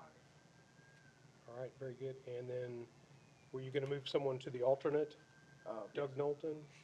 No, we weren't able I'm to sorry, do we do can't that. yet. He's Okay. already on 2. Sorry, y'all. John Gardner was the alternate. Well, he is the first He is the alternate. alternate. He'll still remain an Oh, alternate, okay. yeah. Okay. Second. All right. All in favor? Say Aye. Aye. Any opposed? Motion carries. Okay, item C and D. We talked, we can do CCPD. No. I thought we talked about it in executive session because it was broad enough, the item that we could do it. That's not in our, It's not on the agenda, though. It's not That's on the only agenda. thing. It lists, Well, we it lists talked 3 in of them. executive session, so I Well, don't know what changed, but. Elizabeth, can we appoint to the CCPD? If you'd like to, I don't Based think on there was, executive session. yeah, it's broad enough, executive session is posted broadly enough that you could point anyone to any board, commission, or committee at this time. Okay. well, If council would like to, I know we didn't really discuss it separately in Okay. executive session, but you I can. motion we approve Allison Barger and Athena Campbell to the CCPD.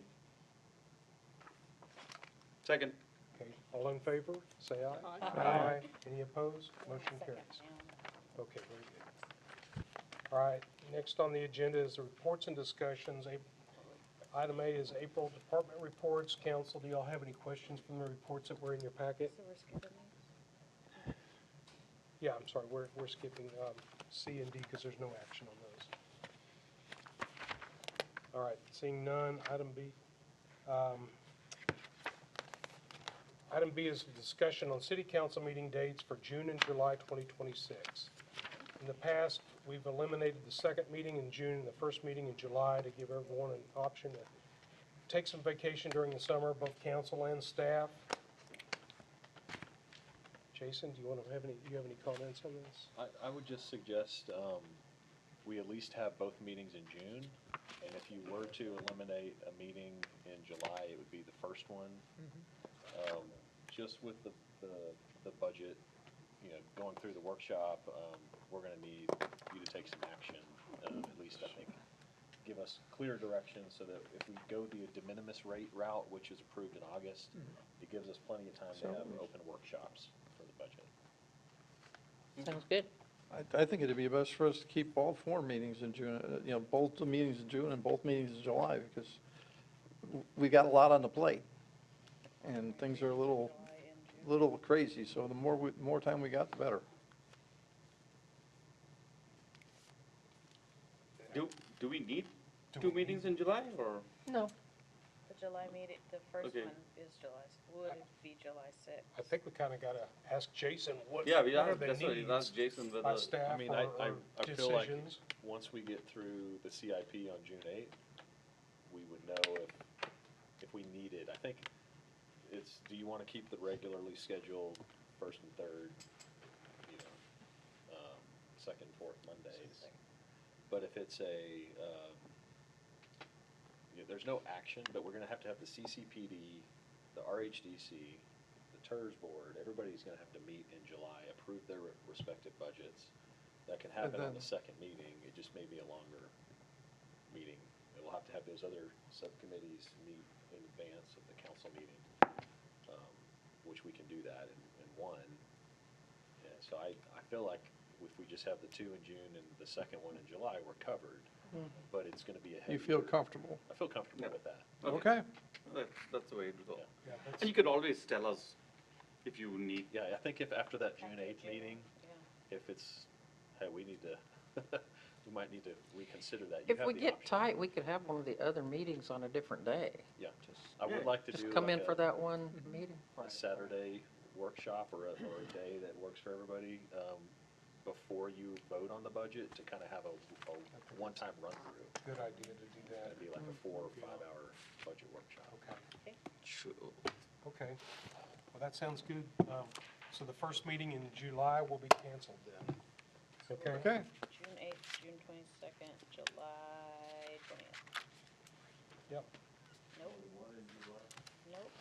One in July. Second one in July, yep. July 13th. July 13th is free. Okay. Anybody else have anything for the meeting? Okay.